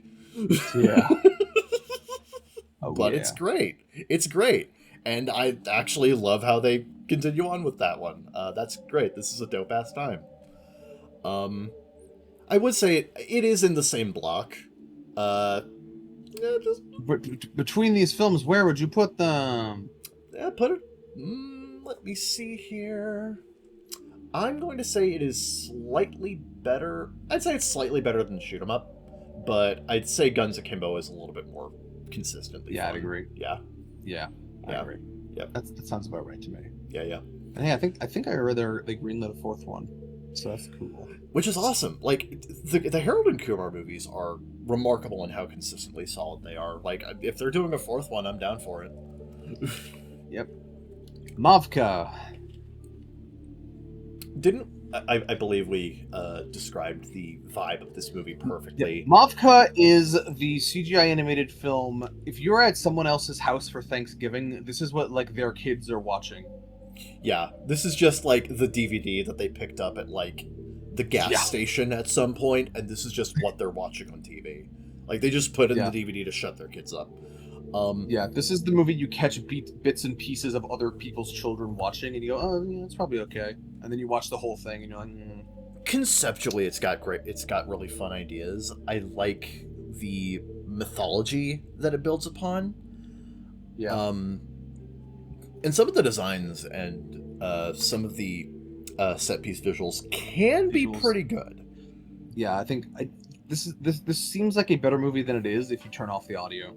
Yeah, like if you catch this movie in bits and pieces, it looks fucking like it looks like one of those hidden gem kind of movies. When you actually watch it, it is a very the script is so stock. It is. It has a similar problem as 9, but even worse so, honestly. It feels like a Renaissance Disney film with everything that makes those movies great kind of stripped away, right? Because it has a very Beauty and the Beast. It has a very Beauty and the Beast ass structure to it, but with none of the character, none of the charm, none of the heart, and none of the, like, you know, really punchy writing that you expect from that kind of movie. It just feels very stock. This is like the film equivalent of being vibe coded. Yeah. That's such a great descriptor. Yeah, it's all right, I guess, but like it's in the bottom of that, right? Yeah, I cannot. I like Satellite Girl and Milk Cow better than this, actually. Yeah, oh, absolutely. Absolutely. God. I feel like it's got to go much lower, right? Yeah, I'd put it probably like... It's in kind of like the fucking Pause Unite area. I'm literally looking at that right now. Yeah. Like, I'd say... I remember more from Pause Unite. Pause Unite is a more memorable movie. I agree. Yeah. Like, and Vampire Suck is more funny, so... Yeah. Yeah, right about there. Yeah, right about there, yeah. The Good Son. Macaulay Culkin's evil, I just can't prove it yet. The Good Son is a really funny movie to, like, surprise people, because you wouldn't... If you've never heard of The Good Son, your first reaction is going to be like, wait, that happened? That exists? What? Yes, it exists, and, there's weirdly a lot to talk about with this movie, honestly. Yeah, we also saw it pretty recently, so that helps. The performances of both Macaulay Culkin and Elijah Wood in this movie are great. Yes, two of the best child actors of their era playing off each other. It's fun. I also just really like the premise of this movie, and some of the character work done. Yeah. This movie is really fucking good. Say it with me until the very end. I have mixed feelings. Yeah, like this movie has like for the first like the thing I thought they were building to, and I thought that would be so fucking clever if they did, is leaving it ambiguous as to whether he actually killed his brother or whether he just stumbled upon him drowning and like it imprinted upon him, right? Yeah. Like, and like his behavior could be explained by him just completely detaching from reality after discovering that. But no, the film just fully commits to the idea that he killed his brother. Yeah. Took the rubber ducky. Yeah. His mom was just like, "Where'd you get this rubber ducky?" I would have loved it if his behavior had an ambiguous traumatic source like that, and you don't know whether fucking Mark, the Elijah Wood kid, is like just reading too much into his behavior. And like it would have made the ending choice where the mother has to choose between them so much more palpable, because you wouldn't have been fully sure that like there would have been like more tension both for the viewer and for the mother, because at the very least there's that token of doubt, right? But the problem with this movie is that it fully commits to I forget the name of Macaulay Culkin's character here. Like, it fully commits to Macaulay Culkin's character. Yeah, look it up. I want to use the actual characters. It starts with an H. Henry. Yeah, Henry. Like, it just fully commits to Henry being, you know, a psychopathic murderer who killed his younger brother to be the only child, or the preferred child, rather. And then he goes ahead and tries to kill his sister at some point in the movie, and like it's like a whole thing. But like, fucking, like a lot of his actions are just ambiguous enough that I thought that was what the film was building up to, was this idea that like there was something more complicated under the surface, and like, but because he was so unsettling in his behavior, everybody around him just read it this way, right? And I thought that was going to be like the main crux of the ending of the movie. But no, it's like the choice isn't complicated. It's painful because it's a mother choosing to let her biological son die, but it's not complicated. Yeah, right. Yeah, and so it's pretty cut and dry. Yeah, and so like the movie's still good. Like the tension between them is really well done, and like it's well directed and it's interesting. Yeah, and like the push and pull between Mark and Henry is super interesting in this movie, and it's very believable, right? Yeah, and they're both just really good actors. So like, that as well. And yeah, like it's good. It's just one of those things where like the ending kind of sours me on it a little bit because they had the opportunity. It's kind of a Megan situation where they had the opportunity to do something really subversive and interesting that would have stuck with you, and instead it's just like, okay, well, I guess that settles that. Yeah. You know, Like it's almost there. It's almost there. I think it's still a dope ass time, but like it's going in the bottom half rather than the top. I agree. I would put it. I think it's like. I would put it slightly above Urotsuki Doji. Yeah. Wait. Oh, I was going slightly worse than Chucky, but whatever. Actually, no. I think Urotsuki Doji is Urotsuki Doji has too much artistic and like. There genuinely is artistic merit to Urotsuki Doji. I'm not kidding. So I'm gonna put it below that. Yeah. Urotsuki Doji is like, again, it's a metal album cover come to life. It's a crazy ass movie. Yeah. Cube Zero. So Cube Zero is interesting as a follow-up to Cube because it does everything very differently than Hypercube. It's a very different direction. Yeah. This movie has oh my god. So like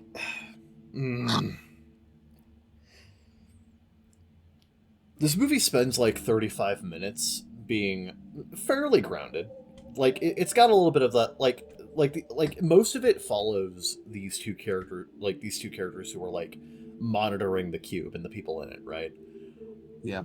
And then it's sort of a play on the fucking like test tests within tests, you know, the subjects watching the subjects sort of deal. Yeah, and like that's fascinating, and I think there's actually quite a lot going. Like there's some interesting there's also some interesting world building because it implies that the cube is sort of like a collective punishment of some sort of unseen theocracy.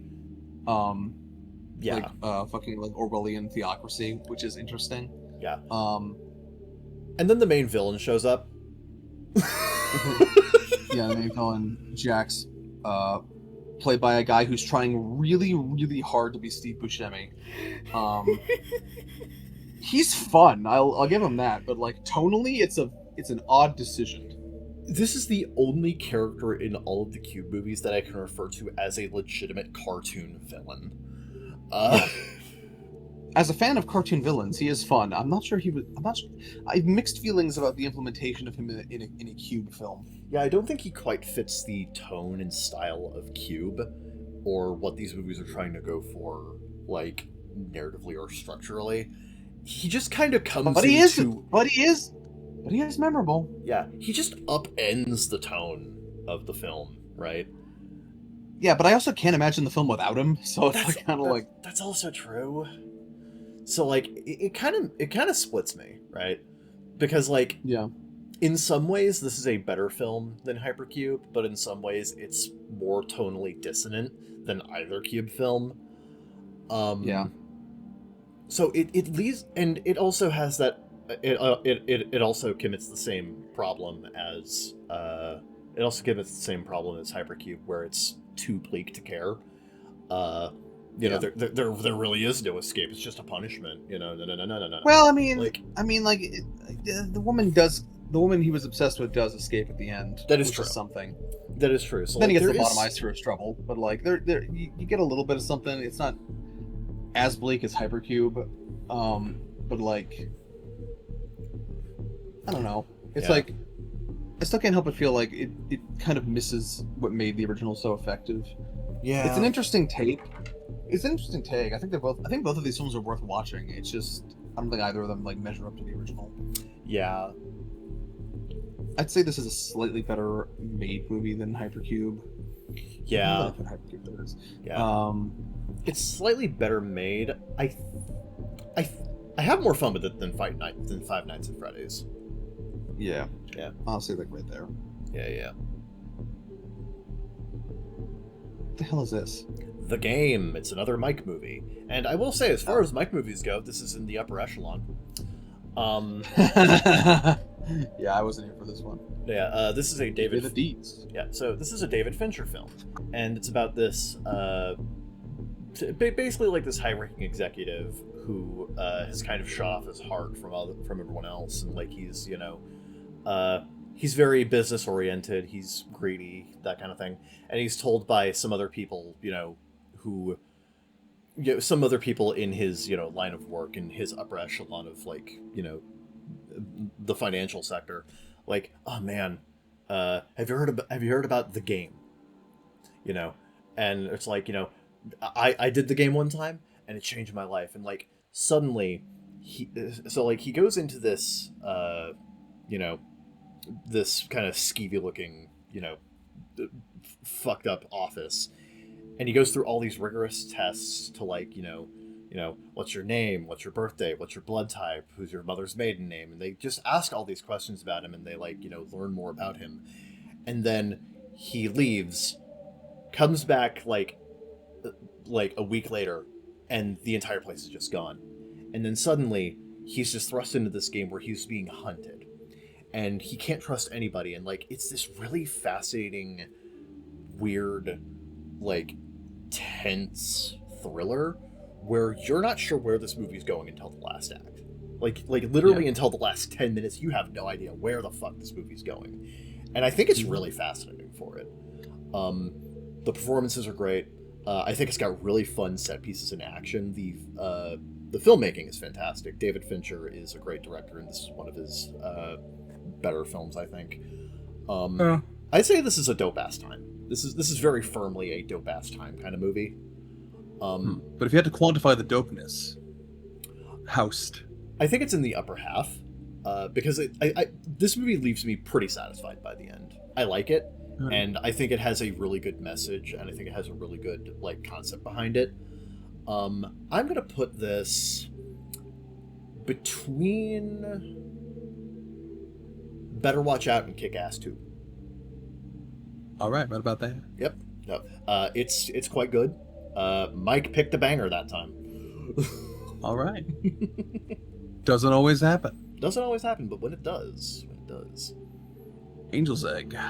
This is a movie you've wanted to watch because it was one of the stylistic inspirations for Hollow Knight.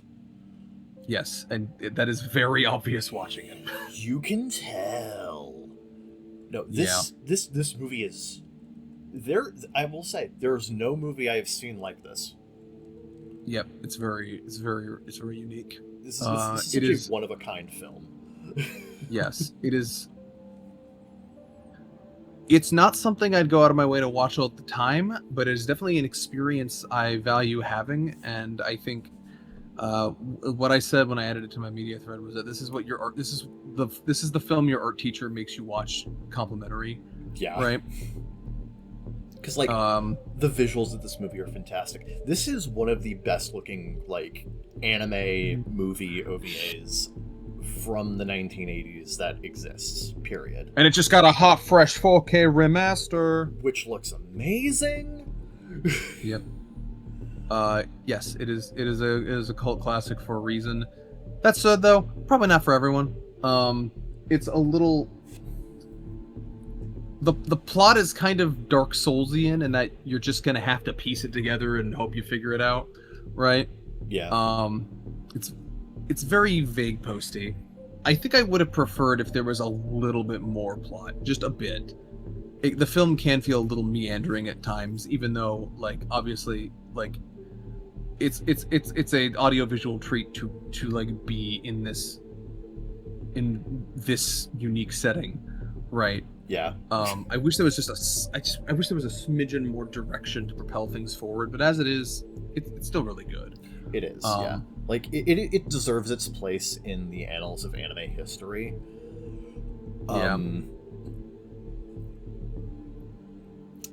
Where do you want to put this? Because I think it's a great, like, it is a dope ass time, right?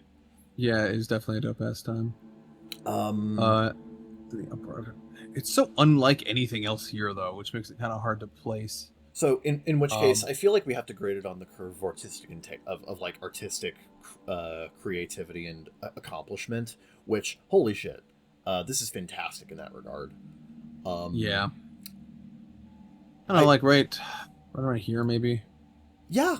No, I was literally going to say, like, I think it has a little bit more going for it than Godzilla Minus One on, like, just a sheer artistic level. Yeah. Um, so yeah, it's up there. It's knocking Yeah. it's right on the edge of cinema, but not quite there for me. Yeah. But it's so I, good. yeah, I'll put it right below Cairo. I like Cairo a little bit. Cairo is actually a weirdly similar movie. Um, Mm. tonally, but I think despite being longer, I think it has a bit more direction to it to keep you engaged. Angel's Egg is really good, but you kind of dissociate a little while because the plot is pretty thin. A little bit, yeah, yeah. This one.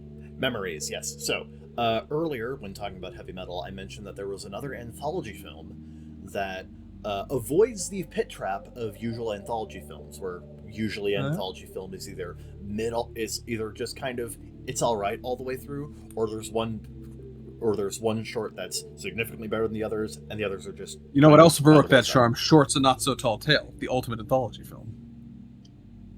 That one feels more like it's. I'm gonna be honest. That it's set up like an anthology, but that feels more like a Memento thing where everything's just told out of order. Uh, Any fucking chance to take pot shots at my beloved Shorts and Not So Tall Tale. buddy, I love that movie. No, no, Memories is great. So I think what helps is that this is an anthology movie that has only 3 shorts. It has two 45-minute shorts and a 25-minute short to end it. And I think what helps this movie is that each short has plenty of time to breathe for what it's trying to do. The first short, Magnetic Rose, is like this kind of alien-esque deep space horror film where like it's so fucking creative in how it represents the threat and how it represents like what the characters are going through. It's super visually creative, and like the drama is fucking palpable in the first short. It's so fun. It's so fantastic. Genuinely some of the best, like, just sheer artistry you'll see in an anime as well. Like the visual work on Magnetic Rose is out of this world. It's so good. The second one is Stink Bomb. A lot of people don't like Stink Bomb. I think it's great. I think it's just a really funny. I think it's really funny because like the entire premise of that short is that this college graduate working at a pharmaceutical company accidentally takes this it takes this pill for like having a headache, but it turns out it's actually an experimental biohazard weapon, and he literally becomes a walking biohazard that just gets bigger, and that like the biohazard around him just gets bigger and more dangerous as time goes along. But like he's completely oblivious to the whole thing, so the entire military, like, you know, the Japanese military has to call in like the American military and like the French military and whatever to try and deal with this massive biohazard wreaking havoc across Japan. And it's so fucking crazy. It's such a wild fucking short. I love Stink Bomb. Stink Bomb's great. And the last one, Cannon Fodder, is shorter. It's simpler. But what makes this movie is the artistry of it. The entire movie, like the entire Cannon Fodder short, is designed to look like a single continuous shot. And what makes it fascinating is they managed to do this without computer imagery at all. Everything in Cannon Fodder is a matte painting. Actual animation it's either a matte painting or actual animation. It makes you wonder, how the fuck did they do this? Like, it is just a mesmerizing feat of artistry, Cannon Fodder is. So it is one of those movies that manages to... It is one of the rare anthologies that actually manages to have something really, really captivating about every single one, to where one short is not obviously better than the other. Like, personally, my favorite is Magnetic Rose. And a lot of people's favorite is Magnetic Rose. But, like, the other two are also really good in their own unique ways. So, I think this is one of the best anthologies I've seen. It's cinema. Whoa! I put the way to the top. I put Memories in cinema, and I'm going to put it right above RoboCop, Wait, near the bottom. no. Yep, right above RoboCop. Yep, Oh, okay, I see. there it is. There it is. Yep, perfect. Right about there. Yeah, Memories rocks. Nice. It's super good. Planetarian. It's pretty good. That's Pretty good. Yeah. Yep. No. I had a good cry. I had a good cry at the end, which is expected of a key story. Yeah. It's all right. I'm not sure. For me, I'm not sure short form Maeda really works for me as much. I think stuff as potentially sappy as his needs a little bit more time to breathe, I think. But I do enjoy what the movie is going for, and it's well done.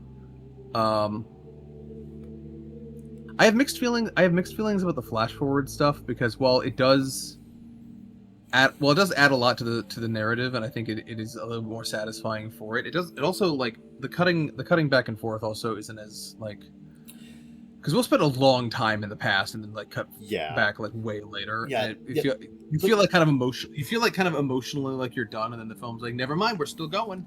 Yeah, like, the framing device feels slightly disconnected from the past. That's because it's not from the original novel. It's from the drama CD. It's from a tie-in drama CD, and they decided to adapt it as well. Yeah, which I can respect that, right? But yeah, no, I like that they decided to make it a more complete planetarian experience. But it does have a natural consequence where it feels like the movie ends like half an hour before it does, and then we still have a bunch of wrap up to do. Yeah. So, like, it's good. It's good. It's a good time. I'm satisfied by the end of it. It's a solid film. Yeah. Yeah. I would put it above Heavy Metal. Fuck you. I would also put it above that one's actually genuine. Yeah, no, that's about where I'd put it. And I'm gonna be honest, I do agree. This one, I'm not gonna argue. You know what? You get this one. I get a win. Yeah. The brave little toaster goes to Mars. I can't believe it. It's the late 90s and we're already saying fuck big tech. This movie radicalized me at age 6.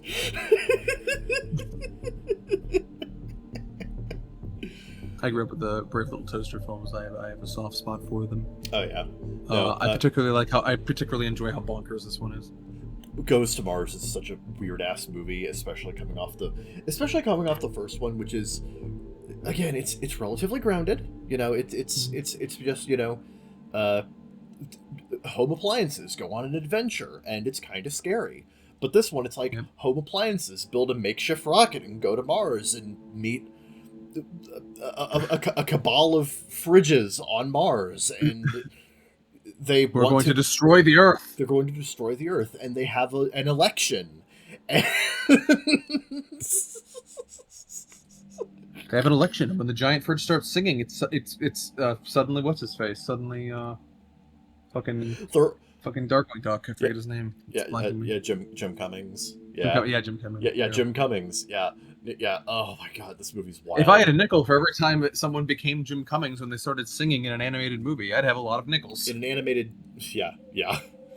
No, oh my God, this movie's so wild. I love it. I kind of love this movie. Great. It's super fun. It's a tad overstuffed.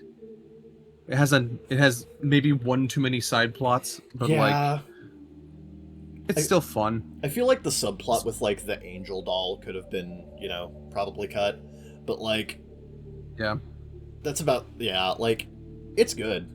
But how good? Okay, first, first let's pinpoint where we put the original Brave Little Toaster. We'll put it right here between House and Freebirds. I think. So here's the problem: the original Brave Little Toaster, I think, is more artistically meritorious, but I think this one's just more fun. It's an easier watch. It goes down smoother. Yeah, it goes down smooth. It's weird that I almost don't want to put it above it though, because I want to say it's a better movie so much as that it's just snappier. I'd say just put it right below it, right? Like just right there next to it. Honestly, I feel like I haven't seen the other one, but like I feel like the Brave Little Toaster movies are just gonna have their own little block by the time we're done with all of them. Yeah, we'll watch To the Rescue at some point. Yeah. Blazing Saddles. Someone's got to go back and get a shitload of dimes. No, this is a classic Mel Brooks movie, and it's not quite as... What? I have a weird thing with Mel Brooks movies where, like, I like them, they're good, but other people love them, and I'm like, man, I wish I could be that. Like, I think they're good, other people think they're great, and it's like, yeah, I can't quite go there. I can never quite go there. Yeah, on a rewatch, I will say this isn't as consistently funny as my memory made it out to be. It's got some low points, but damn, when it's funny, it's really fucking funny. Yeah. It might be like a Seinfeld situation where it's like, you know, at the time, this is probably the funniest fucking thing that ever existed. Oh, right? Absolutely. But like decades of comedy films have passed it by. As Mel Brooks once said about his own movie, Blazing Saddles, this movie broke ground and it also broke wind. Which is such a great way to describe this. No, it's a pretty funny movie. The last act just goes off the fucking rails. Which is great. Piss on you, I'm working for Mel Brooks. I'd say this is near the bottom of Dope Ass Time, personally. All right. Is it better or worse than Men in Tights? I would put this above Spaceballs. I think it's a better made movie than Men in Tights or Spaceballs. I didn't realize we were forming a whole block here. Look at that. Yeah. No, but it's weaker than Agent Cody Banks, as is tradition. And Duel, 1971. Vroom, vroom. Vroom, vroom. No, Duel. Oh, God, I still love Duel. God, that movie's great. It is a trip. Yep. Poultrygeist, Night of the Chicken Dead. I have never seen a movie more dedicated to offending every sector of humanity. Yeah. This movie goddamn mental. This movie is really funny, but it's also really gross in like every conceivable way like a film can be gross. It is gross. Yeah, this movie visually, in dialogue, in concept. It is repulsive, and I love it. It's by the Toxic Avenger guy. If that gives you any indication of whether you like this. Yeah. This is a trauma film, and it is maybe the most trauma. Yeah. This film might be the reason he doesn't get to make movies anymore. I mean, I looked at his filmography. I think this is his most recent film. Yeah. This might be the reason why. But no, yeah, this is like society is just too woke for trauma films, you know. Honestly, if there's one thing I can definitively say, late modern culture stole from us, which is usually a ludicrous statement, but in this case, I think it may actually have something to it. I think late modern culture has taken trauma films from us. Yes, because we genuinely, absolutely do not get movies like Poultrygeist anymore. They don't exist. No. This movie is from a bygone era. Yep. In fact, when it came out, it was probably already from a bygone era. Like this is 2006. This is 2006, and it feels like the last of its era. It feels like the last of its kind. Yeah, like, oh my god, this movie. Oh my god, how do you rank this? How do you rank a movie like Poultrygeist? It's wild. Because like this is some of the most pure fun we've had in movie night, right? Like, yeah, it's fun. Every turn in this movie is a left. Yeah, I definitely recommend watching this with like-minded friends. It's dope. It's fucking dope, man. I put it in dope ass time. Not super high, but I definitely put it in dope ass time. It's I feel like it should be in the comedy block, but like where, right? Like not quite. I don't think it's quite as tight as some of those movies. That's true. Is that it's not quite a laugh a minute, because sometimes we will stop to do 5 minutes to gross out. Yeah. Or like, yeah. you know. I would say like it's like probably like right under Gremlins. It's not a classic to me in the same way that like Small Soldiers or Gremlins is. Yeah. Right. I'd say, I feel like stylistically, it's a lot like Piranha 3 Double D in a lot of ways. Yeah, that one's more consistently funny, but it doesn't go nearly as hard as this one. Yeah, I'd say. Do I like it more than I like the Class of 3000 Christmas special more a little bit, but like, put it in between 3 Double D and Powerpuff Girls. Fuck it.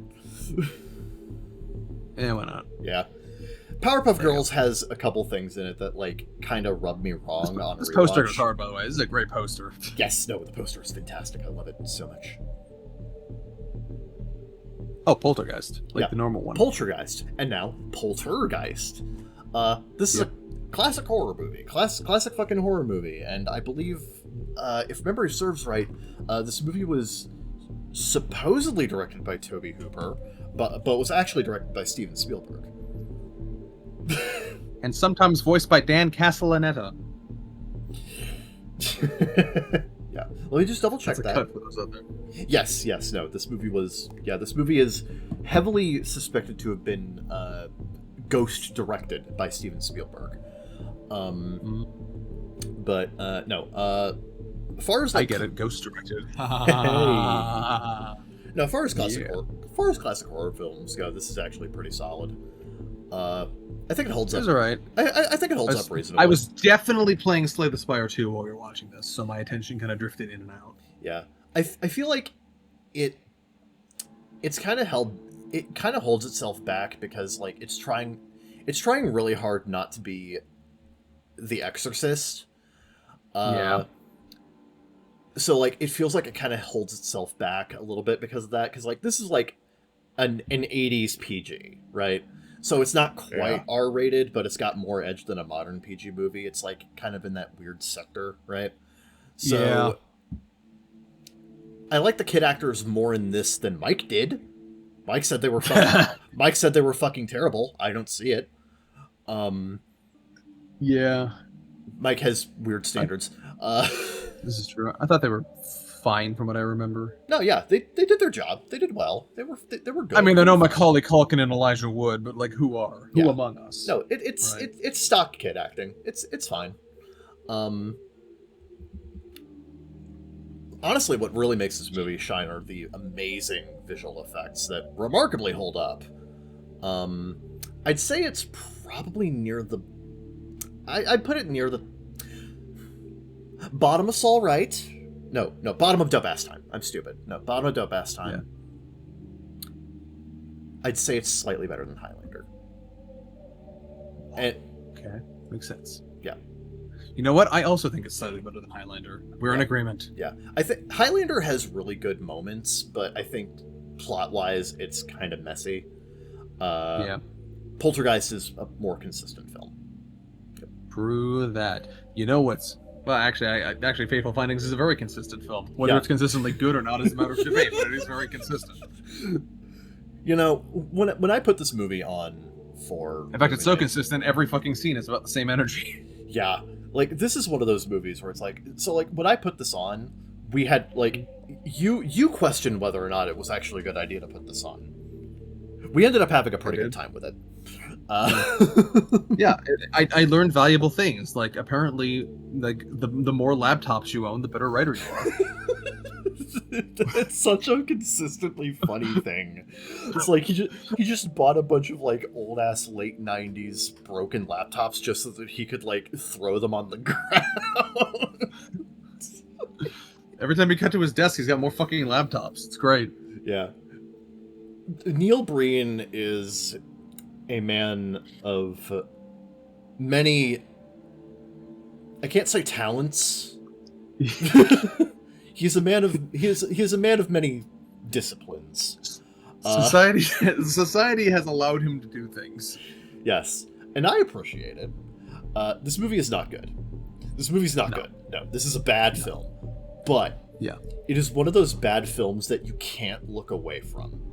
It is. Yeah. It is magnetic in how it manages to get everything that it does wrong. Which means This movie is like, this is like the film equivalent of I'm doing 8,000 calculations per second and they're all wrong. It is. Like, there's a reason this movie is legendary in the bad film community. Like, it definitely deserves its place. And its place is where? Well, I feel like it's fun enough to be out of erg, right? So, but like, it's not good. Like, it's a very bad, it's a very poorly made film. So, right here. I think about there, yeah. I think Rape Zombie is more, it's crazier. Rape Zombie is just fucking nuts. I feel like I got more out of Rape Zombie Close to the Dead. I could agree there, yeah. Yep.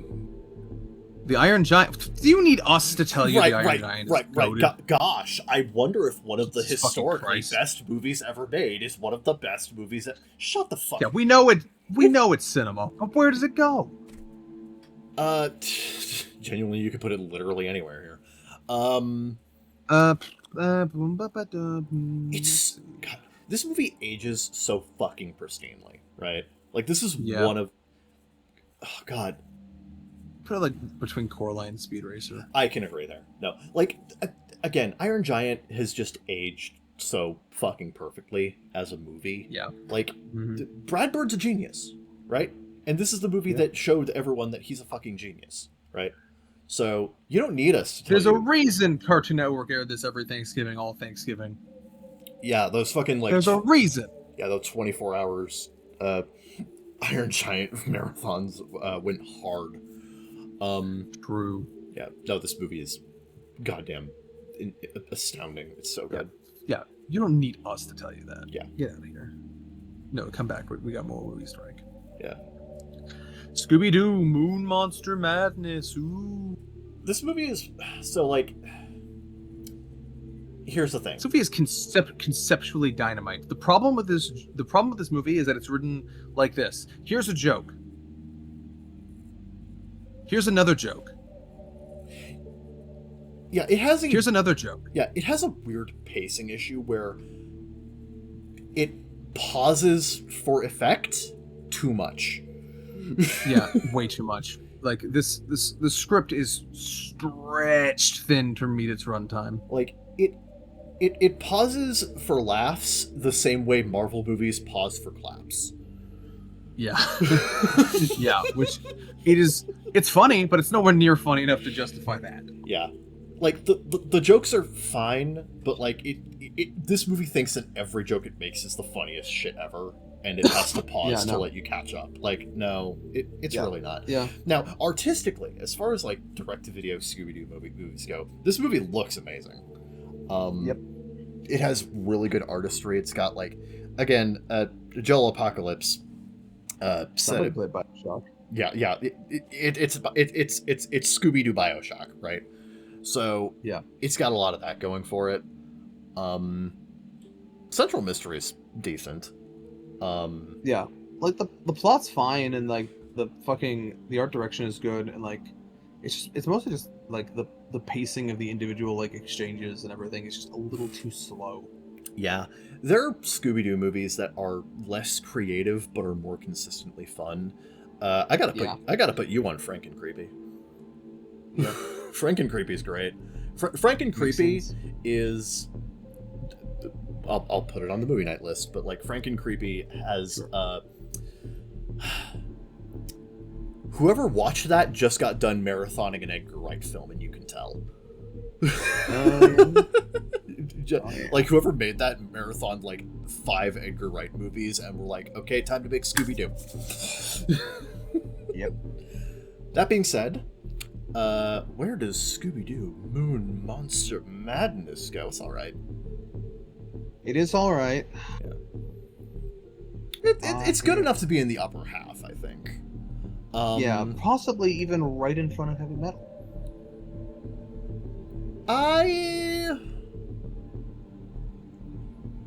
Yeah, it's a little too high. Honestly, it's too rich for my blood. Yeah, no. I would put it. It's a tough one. It is a little tough. I think it goes between Midsummer and A Christmas Story. Honestly, like I feel like around there ish. Yeah, I could see that. Yeah, because like I certainly like it more than A Christmas Story. Yeah, for sure. But Midsummer just has this like again just you can't look away kind of thing. Midsummer. Right? Midsummer. Like I remember you specifically saying like this was one of your like Midsummer was one of your second monitor movies, but you kept looking back. So hey, it's got that going for it. This one's weird, right? Double feature. Yeah. Yep. So this is a double feature of 2 episodes of Ed, Edd n Eddy, Fa La La La Ed and Jingle Jingle Jangle. And the reason why we did this is because like it was one of our like December movie picks, and we had to twist Meowth's arm to add more to this, and even then it didn't. This technically shouldn't even qualify because it's not even an hour long. It's like 35 minutes. But whatever.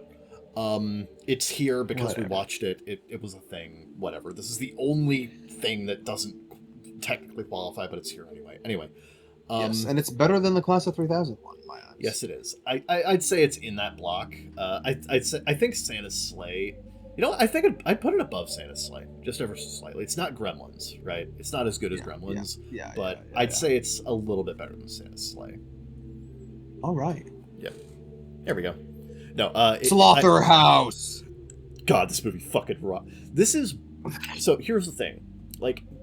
The thing with PG-13 horror movies is that they tend to have a problem where they feel like they're pulling their punches. This does not feel like it's pulling its punches, shockingly. Yeah. This feels exactly as violent as it needs to be. Yeah, no. This movie takes itself just seriously enough to work and takes just enough breaks from being serious. Like, the way that I described it is that it feels like a horror movie via Disney Channel. And bop bop bop bop. And we'll be right back to Slaughterhouse. It's so fun. It's so You're watching weird. Slaughterhouse on Disney Channel. I'm just imagining the Slaughterhouse is everything you could want from a movie titled Slaughterhouse. Yeah, it's. Oh my god! What the? Oh my god! I love this movie.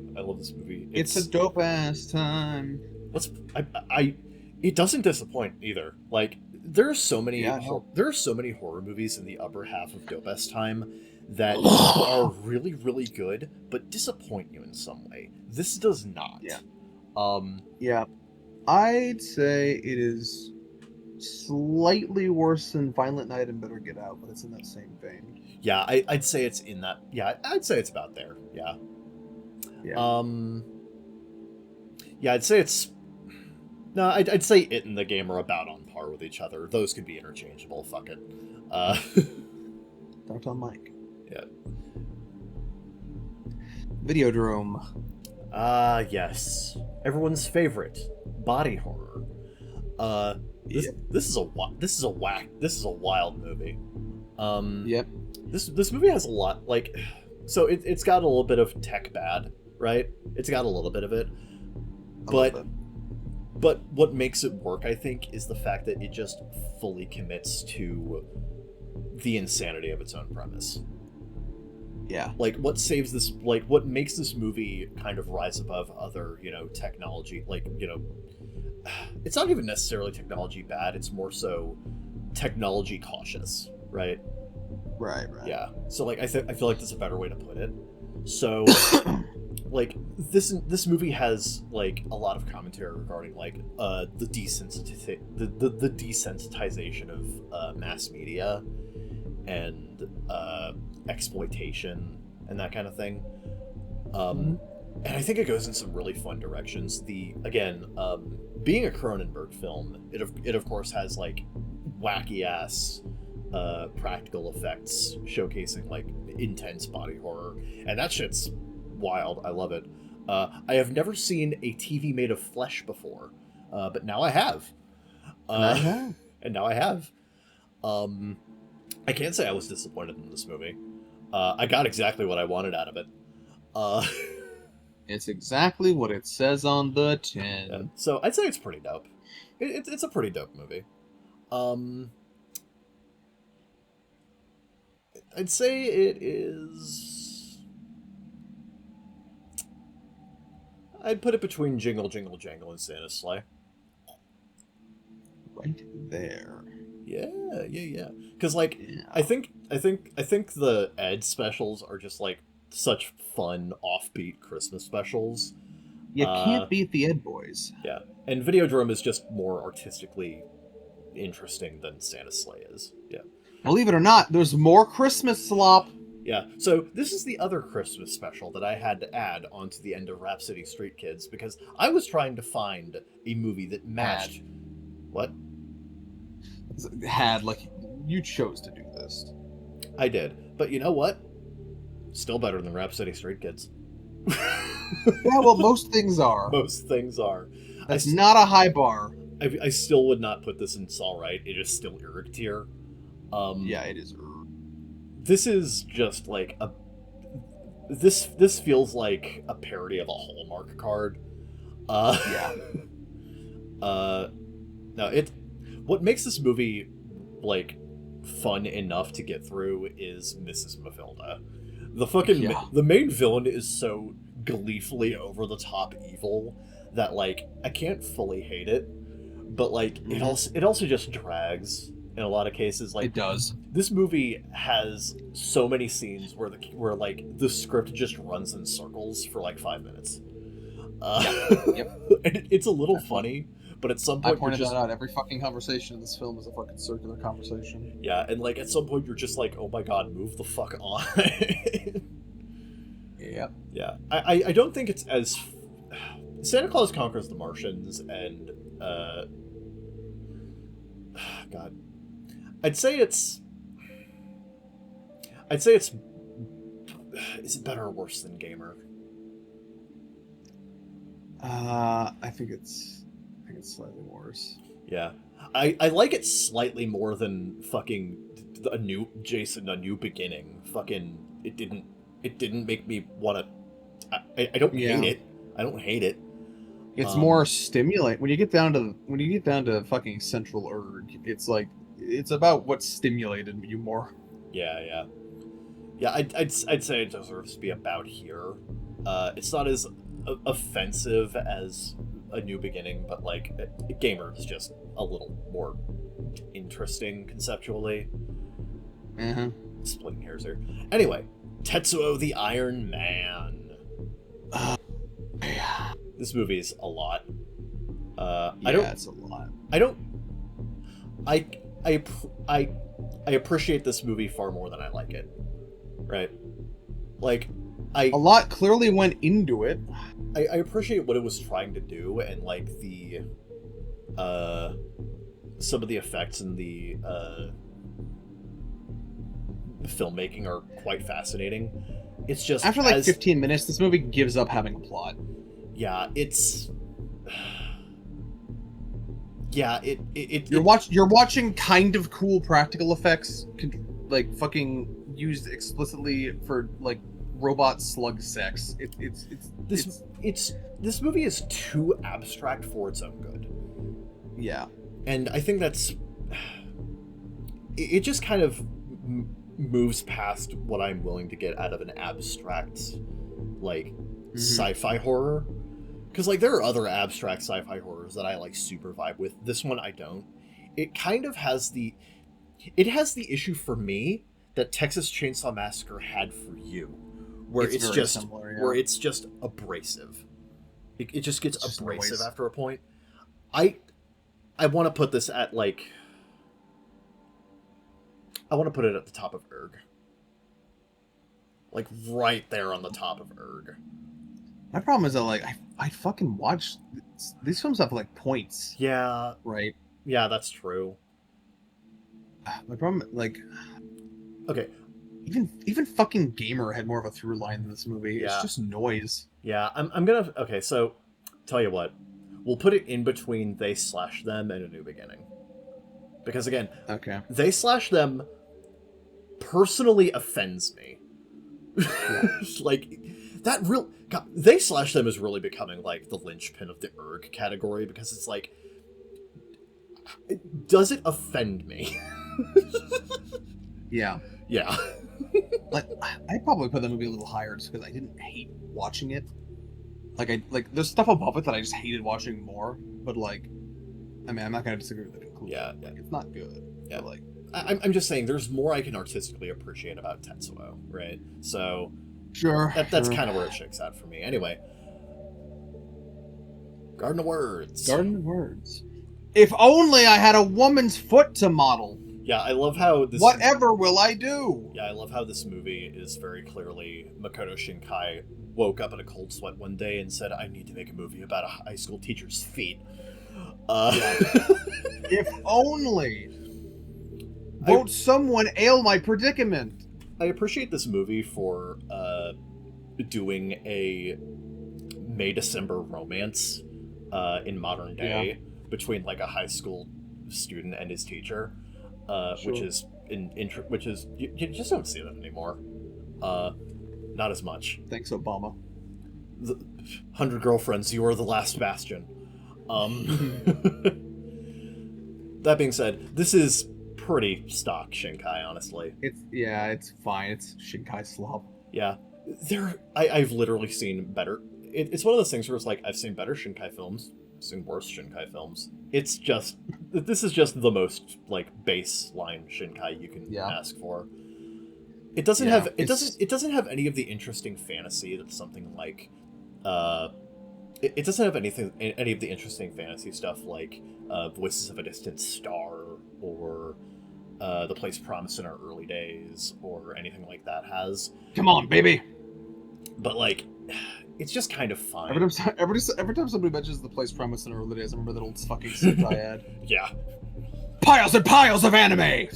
Hours and hours of free anime, including The Place Promised in Our Early Days, and Appleseed. Come on, baby! Quit your whining. We're gonna be the last. We're gonna be the last fucking generation to remember fucking Sentai and Funimation DVD bumpers. Oh god, yeah. Anyway, no, this is fine. It's put it below. Oh, god. It's near the bottom. It's all right for me. It's just it's fine. It's whatever. It's really pretty. But, like, that's about the most it has going for it. I'm gonna do the most insulting thing anyone can ever do to Makoto Shinkai.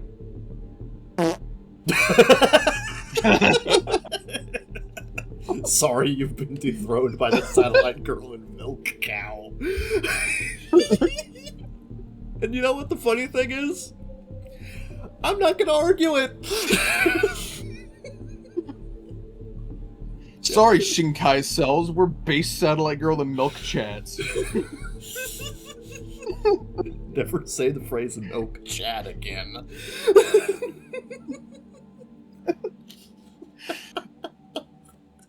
I'm gonna be real.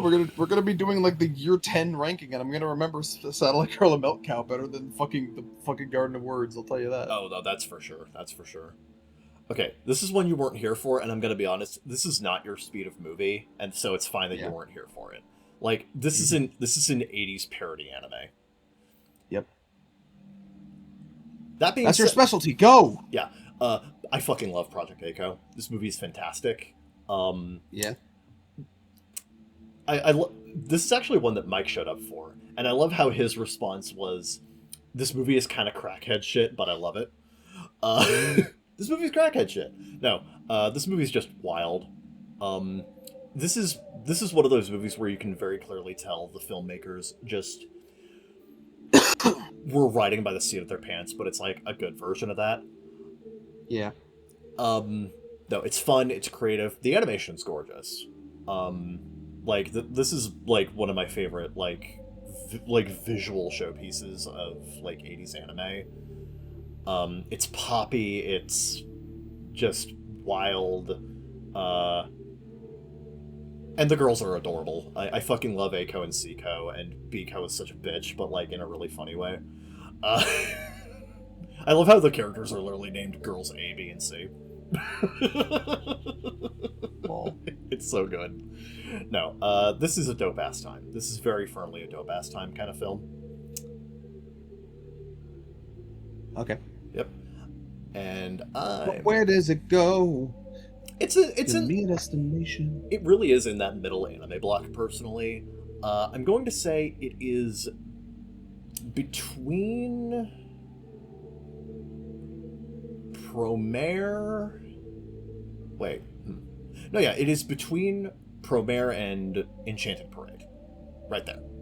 No, that's that's the first one over there. That's nope. To the left. There. Oh, There. Yeah, there we go. There we go. Perfect. Nice. Figured it out. Dead Leaves. Wow. Some kind of crack house shit. Man, this Imaishi guy is crazy. He should have a career or something. Yeah. Let's get him to make the most mid Star Wars fucking short of all time. He didn't even write. God, I love how that. Oh, God. I really. God damn it. That really is the worst thing he's done. Yep. No, I usually like the guy. No, Dead Leaves is wild. It's a lot. Yep. It's a lot, but it's a good kind of. It's a lot. Yeah. I love this movie just for how fucking zany it is, because like, it just goes. Yeah. The English dub is also fucking crazy. the English. This is one of those few English dubs that like. It matches the fucking insane energy of the show Yeah, that it's dubbing. The dub is great. Definitely. Have you seen my heliotrope? Out of my way, bitch!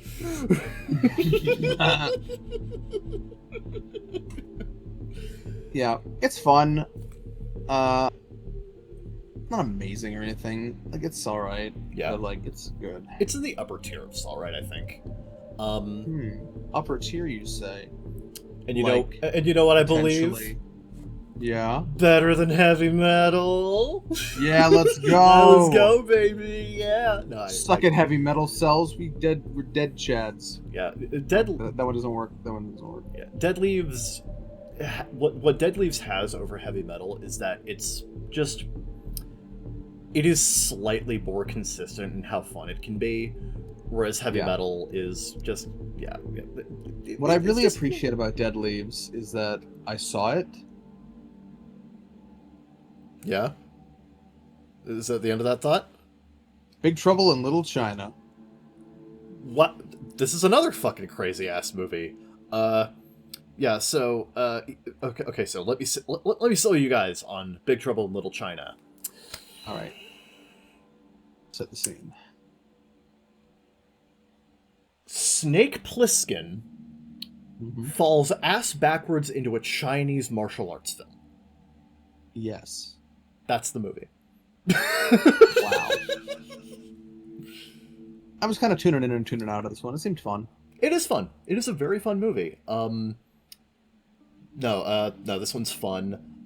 It does not bother to explain.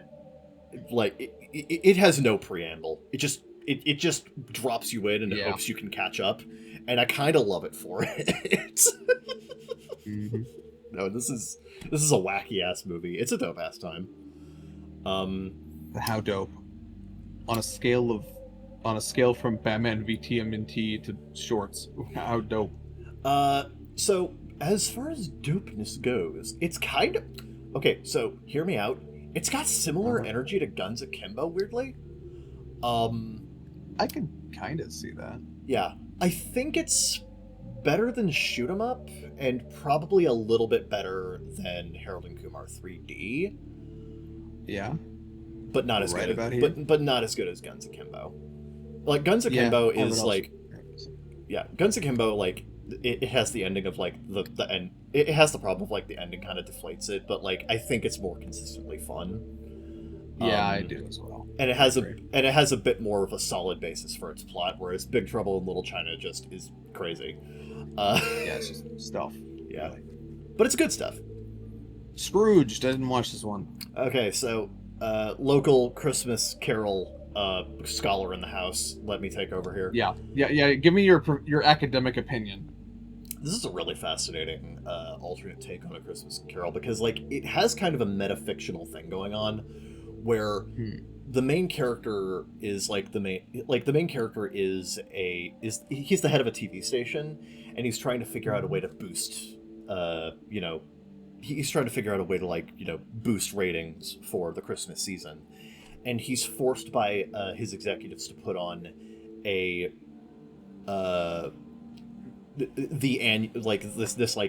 essentially an annual tradition live performance of A Christmas Carol, but he doesn't care.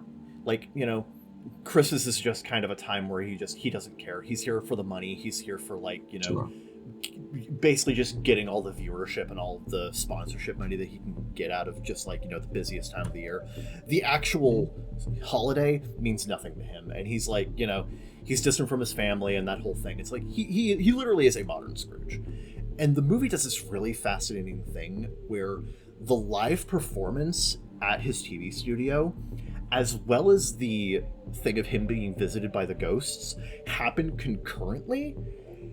And there's this fascinating meta narrative happening between the two halves of the film that constantly intersect. It's really creative. I also really love the way that it does modernized adaptations of story threads and scenes that are iconic from the original. It even includes a bit from the books that is often not included, which is Scrooge at one point he envisions himself being inside of the casket as he's being buried.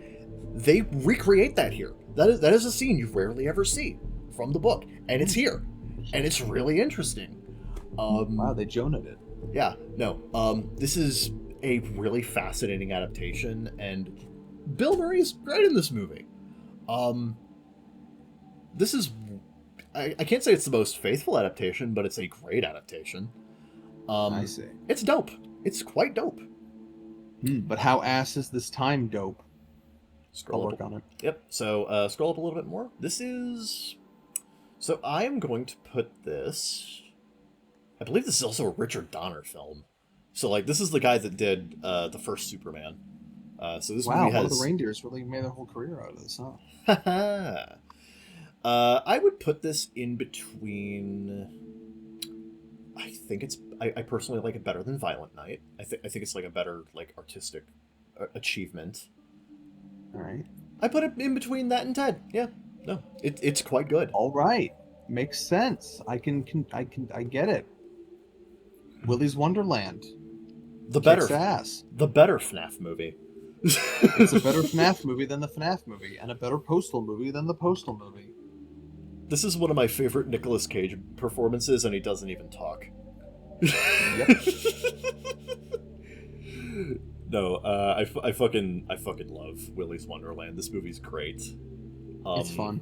No, yeah. What else can you what can you really say about this movie, right? Because literally, we have just sold it to you. It's a better FNAF movie, and it stars Nicolas Cage. Yeah, if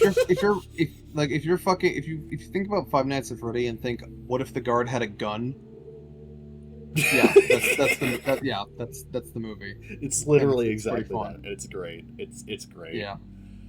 No, the effects are fantastic. What if you had a gun? It's imagine that Click parody poster. Gun. What if you had a gun? One of these days we might put on Click. I don't know. Yeah. No. But Willy's Wonderland is great. It's a dope ass time. Very dope. Very dope. It's a dope ass time. I would put it probably right below Deathgasm, maybe. I can agree there. Yeah. I think it's I also think it's slightly better than Chippendale. Ever so slightly. Ever so slightly. Yeah. Kind of a weird comparison, but ever so slightly. But no, yeah, it's great. It's a great movie. Watch it with your eyeballs and friends. Okay. Late Night with Whatever this is. I didn't see this one. Late Night with the Devil, which I believe you were actually in the call for, but you might have forgotten the movie. I don't remember being in the call for this one, so who knows? So this movie is interesting because the thing about this movie is that it is a really good, really tense, found footage-esque horror movie. Because the setup for this movie is that it's a lost and found broadcast of the the final episode of this old talk show where like this guy brings on like, you know, this supposedly possessed girl along with like a supernatural skeptic who's like, you know, oh well, if you're actually possessed by the devil, yeah, if you're actually possessed by the devil, prove it to me. Oh yes, all of this can be, you know, like it's a really tense movie for like the first, honestly, for most of its runtime, right? Where it's like you kind of have this sense of like you can tell this girl's possessed, right? But like there's this skepticism between like, you know, of course the skeptic, but also like the people who are running the show and like the host, where it's just like they're kind of not sure if this is actually happening. Like, you know, oh, this guy, you know, like there's a push and pull between whether or not they believe that this girl's possessed by the devil and whether or not they should actually stop the show or keep going even if she is or isn't. And like there's this fascinating push and pull,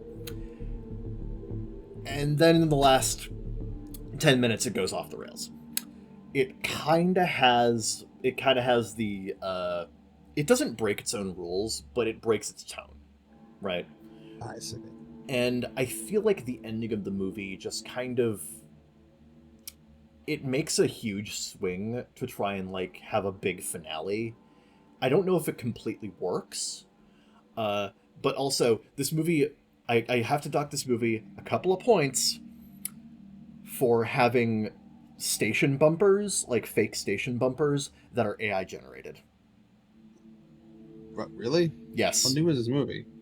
This movie came out in 2022-ish, I think. Oh, it's an old-looking poster.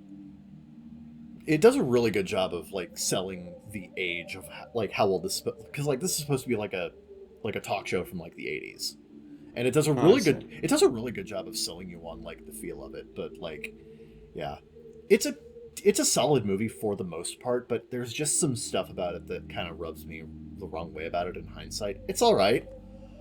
I think it's good enough to be in the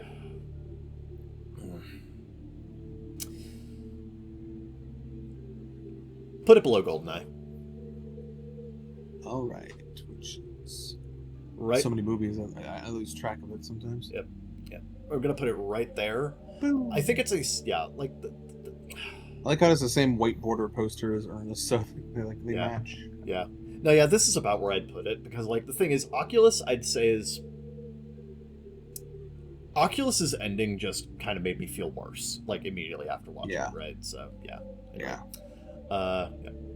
The Flintstones. Meet the Flintstones. It's a perfectly serviceable comedy. I wasn't there for this one. What makes the Flintstones worth watching, right? These days is mostly just the effects work. This movie has fantastic set dressing and effects work. Like, yeah, it really is a cartoon come to life. It is one of the first movies I can think of that tries to mimic the look of a cartoon and manages to fucking nail it. I mean, it's no Son of the Mask, but sure. The casting in this movie is also fantastic, except for Betty. Yeah. Because here's the thing. Fred, played by John Goodman, perfect. Barney Rubble, played by Rick Moranis, perfect. I forget the name. Yes. I forget the name of the woman who plays Wilma, but Wilma, fucking perfect. I see. Betty, who the hell said Rosie O'Donnell? That's a pick. Yeah, like if I was in a draft, I would have lost. Having watched this movie, you can tell the only reason they hired Rosie O'Donnell is because she could do the Betty laugh, and that's kind of it.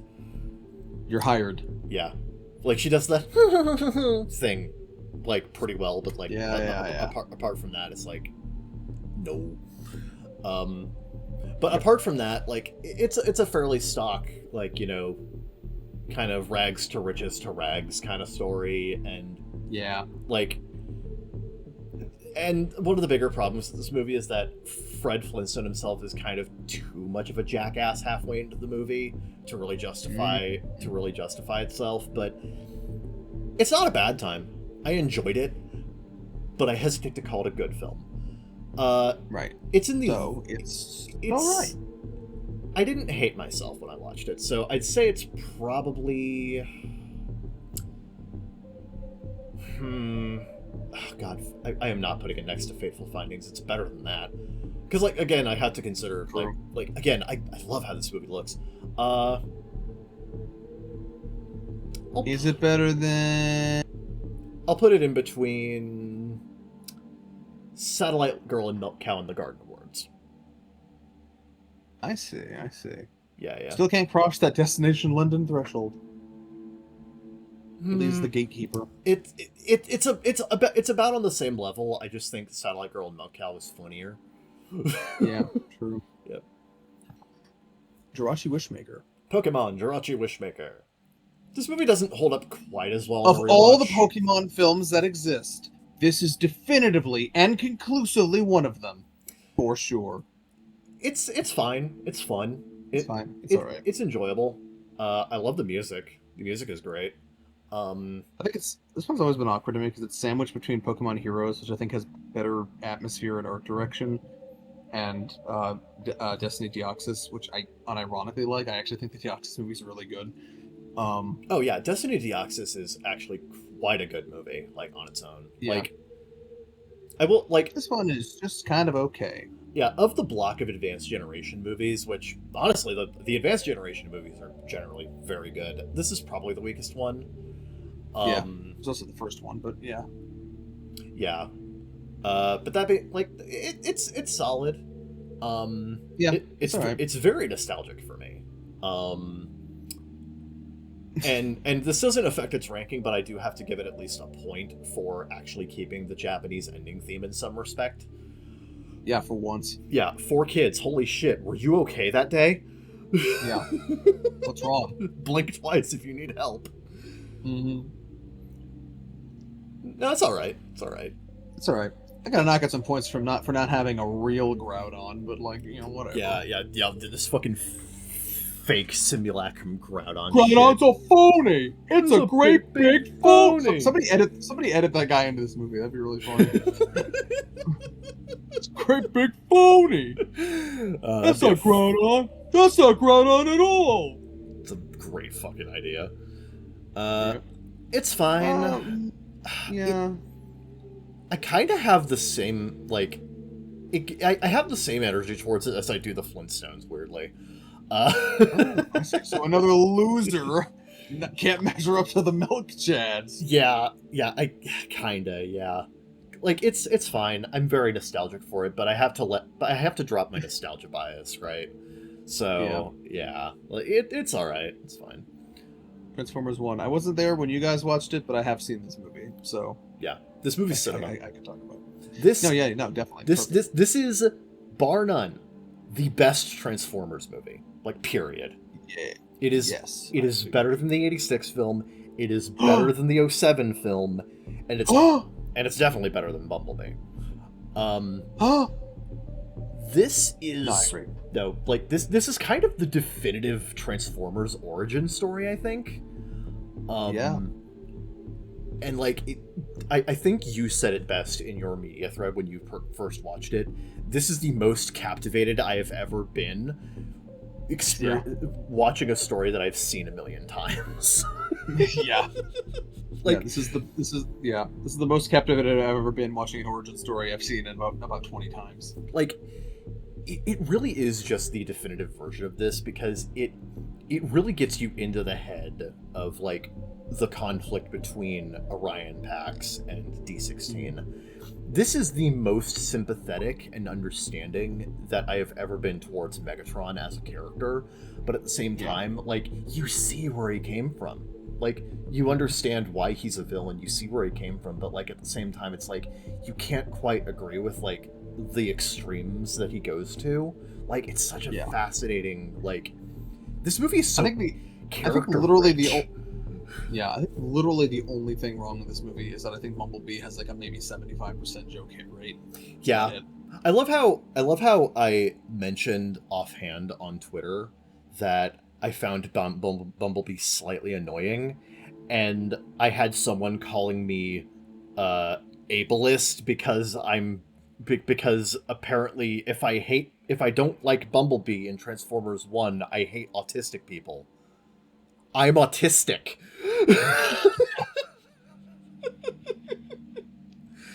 But no, Man. no, But their arm hurts from that much of a stretch. right, fucking Monkey D. Luffy ass shit up in here. No, Transformers 1 is phenomenal.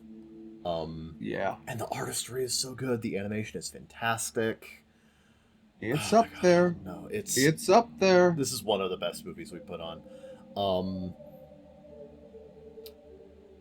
It's about Tintin tier. That's funny. Tintin tier. Do I like it? Wait, hold on. Do I like it more than Karate Kid? I might like it. do. I like it more than Karate Kid. Not. But do you like it more than Cloverfield? Do I? I do. I think I do. Put it below Coraline. I like it that much. I think Coraline is a slightly more artistically ambitious film, but Transformers 1 is just a perfect Transformers movie. Yeah. And a great place to leave off your... Wait, there's one more. Never mind. Yep. We got one more. Flash Gordon. Oh, savior of the universe. He will I can see why save John all and of Ted us. got high to this. Yeah. This movie's wacko. This movie's fucking wacko, man. No, it is the most pulp sci-fi ass thing I have ever seen, where everyone is taking it 110% seriously. Like, correct. They're going like Shakespeare level hard on the acting in this movie, and it's kind of fucking crazy. I kind of love it. There's no, I had fun. Yeah, this is just a fun movie. Oh my god, and the effects are solid for the time too. Oh yeah, like oh my god, no, no, yeah, it's very fun. It's a teensy bit slow in some parts, but like it's generally a pretty good ride. Yeah, it keeps itself going enough to where like the slow parts are more than made up for. Yes. No, like the highs of this movie are great. It's dope. It's dope. It's about It's about middle to upper tier of dope ass time, I think. Like I have to appreciate just like how much this movie commits, right? This movie fully just commits to whatever the hell it's doing. With just no sarcasm, no tongue in cheek. It just goes.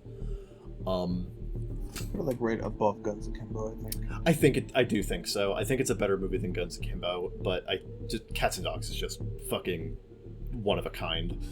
Well, that's Cats and Dogs 2. Revenge of Kitty Galore, yes. Yeah, the Revenge of Fame. Kitty Galore. Yeah. No, like... And there you have it! Year 4 of the Baka Gaijin. This is a lot of movies. Yeah. No, we have watched... Unwieldy. Yeah, this is like... I think we've exceeded 200 movies now. Which is wild. No, I love how this year we have fleshed out both the bottom tier as well as the top tier. Significantly for both. A year of extremes, they're calling it in the streets. Yeah. More than any other year we have done movie night. This is the most we have had just a complete back and forth in terms of quality of movies. Like, one week we will have something as amazing as Sinners, and the next week we will have something as fucking dog shit as goddamn Gamer. Like 2009, starring Gerard Butler. Yeah, I understand. Like, it just this is such a this is kind of it's the magic of the movie wheel. We kind of just kind of do whatever fate tells us to. Sometimes it's the best thing you've ever seen. Sometimes it's Rap City Street Kids. Yeah. Sometimes I just check the fuck out because it's Rap City Street Kids. Oh, God. And congratulations. We found a new low. That's true. I cannot express how much I can't stand how bad Osambi is. I fear for the day we watch anything worse than Osambi somehow. it can always go low. Like, that's the thing. Like, it can always There's always go a smaller lower. fish. There's always a smaller fish. Yeah, at that point, it's not even a fish. It's like a fucking, like, single-celled amoeba. I see. That just reminds me of fucking Backstroke of the West. That was fun. That was such a fun time. God, where the fuck is that? Oh, it's up here. There it is. Yep. Yeah, between Kingsman and Freaky Friday. That's about where it should be. Yeah. Yeah. Yeah. No. Fucking. No. I love doing. I nights. didn't think we'd still be fucking doing this. But we are, and now I guess we're just in it to win it. I guess so. Let's see how long it goes until we just give up.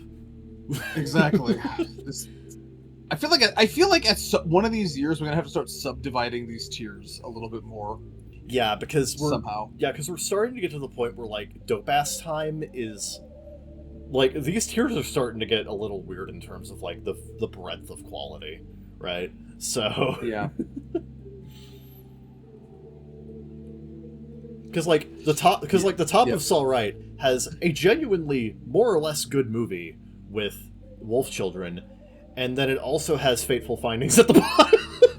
Yeah.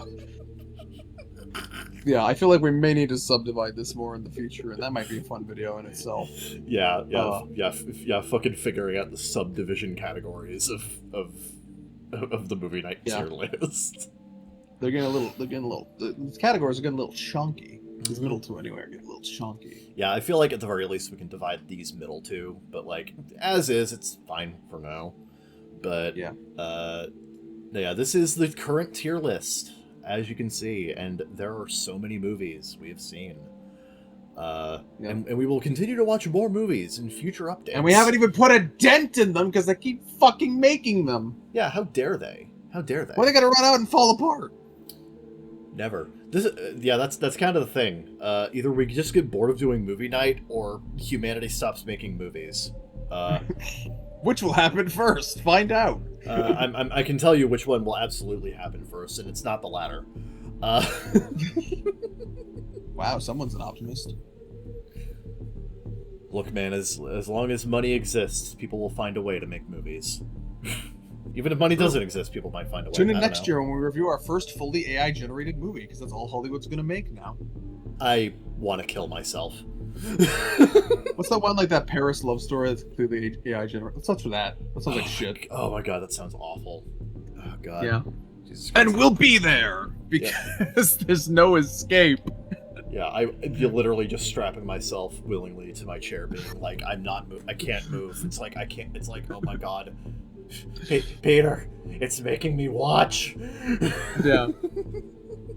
The wheel won't let us go. Amazing. We're gonna start turning into YouTubers with like sitcom arch nemesis and like fucking, as like we're like in some kind of filmic purgatory. Yeah. From which there was no escape. Just fucking Civi 11 ourselves. Yeah. Yep. Anyway, this is our Tune in next time for year 5. Who knows what the next year has in store? Only the wheel can tell. But it only tells us once a week, so we don't know either. Yeah, it's gonna go slow, guys. It's gonna go slow. Give it another year. Yep. Anyway, subscribe for more of this, I guess, and also other stuff. Yep, and be sure to keep up with updates on our original project, Killer Connect New Blood. We're still working on that, and we'll keep you updated on how that goes. Yep.